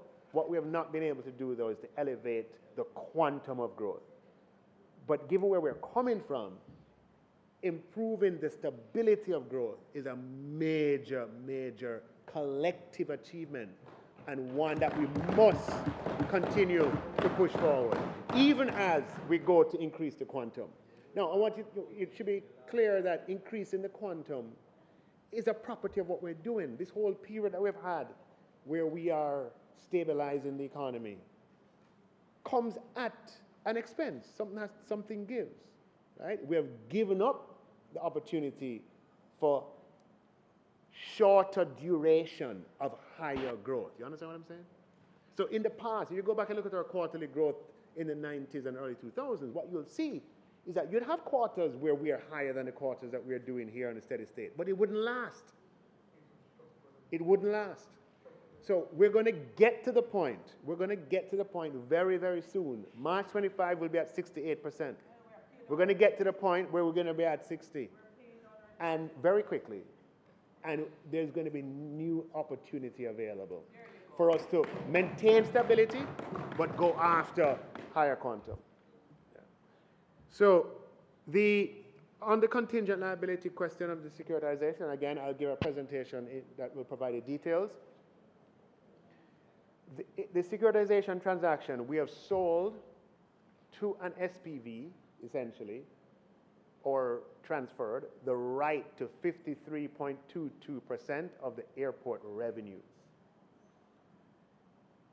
If the airport generates no revenues, then the SPV has no income, and there is no recourse to the government of Jamaica. Okay? The investors are taking airport risk. It would be as if you're lending to an airport. There are financiers in this world, investors in this world, who finance airports and take airport risk. The airport is very domestic, it has very defensive qualities. The traffic out of Kingston is mostly diaspora and business traffic, small, but mostly diaspora traffic, which is quite defensive, meaning it is maintained in good and bad times because people want to see family. If you think we have $4 billion US of remittances coming in, that remittance comes in because we have these communities of Jamaicans, locally and overseas, who are connected. And you think about what connects them. That airport plays a significant role. So people are willing to take airport risk. Now, we do have something that's called a top-up payment that if the airport operator receives income, meaning there are revenues, and does not pay it over to the SPV, then we are the only ones who can enforce performance. So what happens, the airport operator receives from the airlines on the, if I'm not mistaken, the 25th of every month. Sorry, the airport operator pays over at the 25th of every month the fees, 53.2%. Then on the 15th of June and the 15th of December, the SPV has to make interest and bond payments. Okay? So we have 6 months to observe before the payment is due. Are they paying over? Are they paying over? Right? If over that 6 month period they don't pay anything, the government or the pay less. Yeah, the government has what we call a top-up that says if there are revenues being received and they have not paid it over, then we will make it up. However, no operator is going to do that, because if they don't pay it over, we'll cancel the contract and we'll take not 53% of the revenues, we'll take 100% of them. Okay? So it's just a mechanism because we are in the place to enforce the contract. Okay? So this securitization is non-recourse to the government of Jamaica. It does not represent debt of the government of Jamaica or any of its entities. And that is what makes it an appealing transaction. And I'll say something else, even though we're going to do a presentation next week.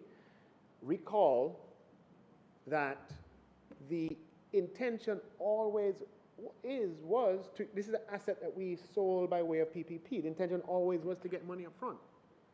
It so happened that when the transaction was originally done in December of 2015, you remember there were no bids, the PPP.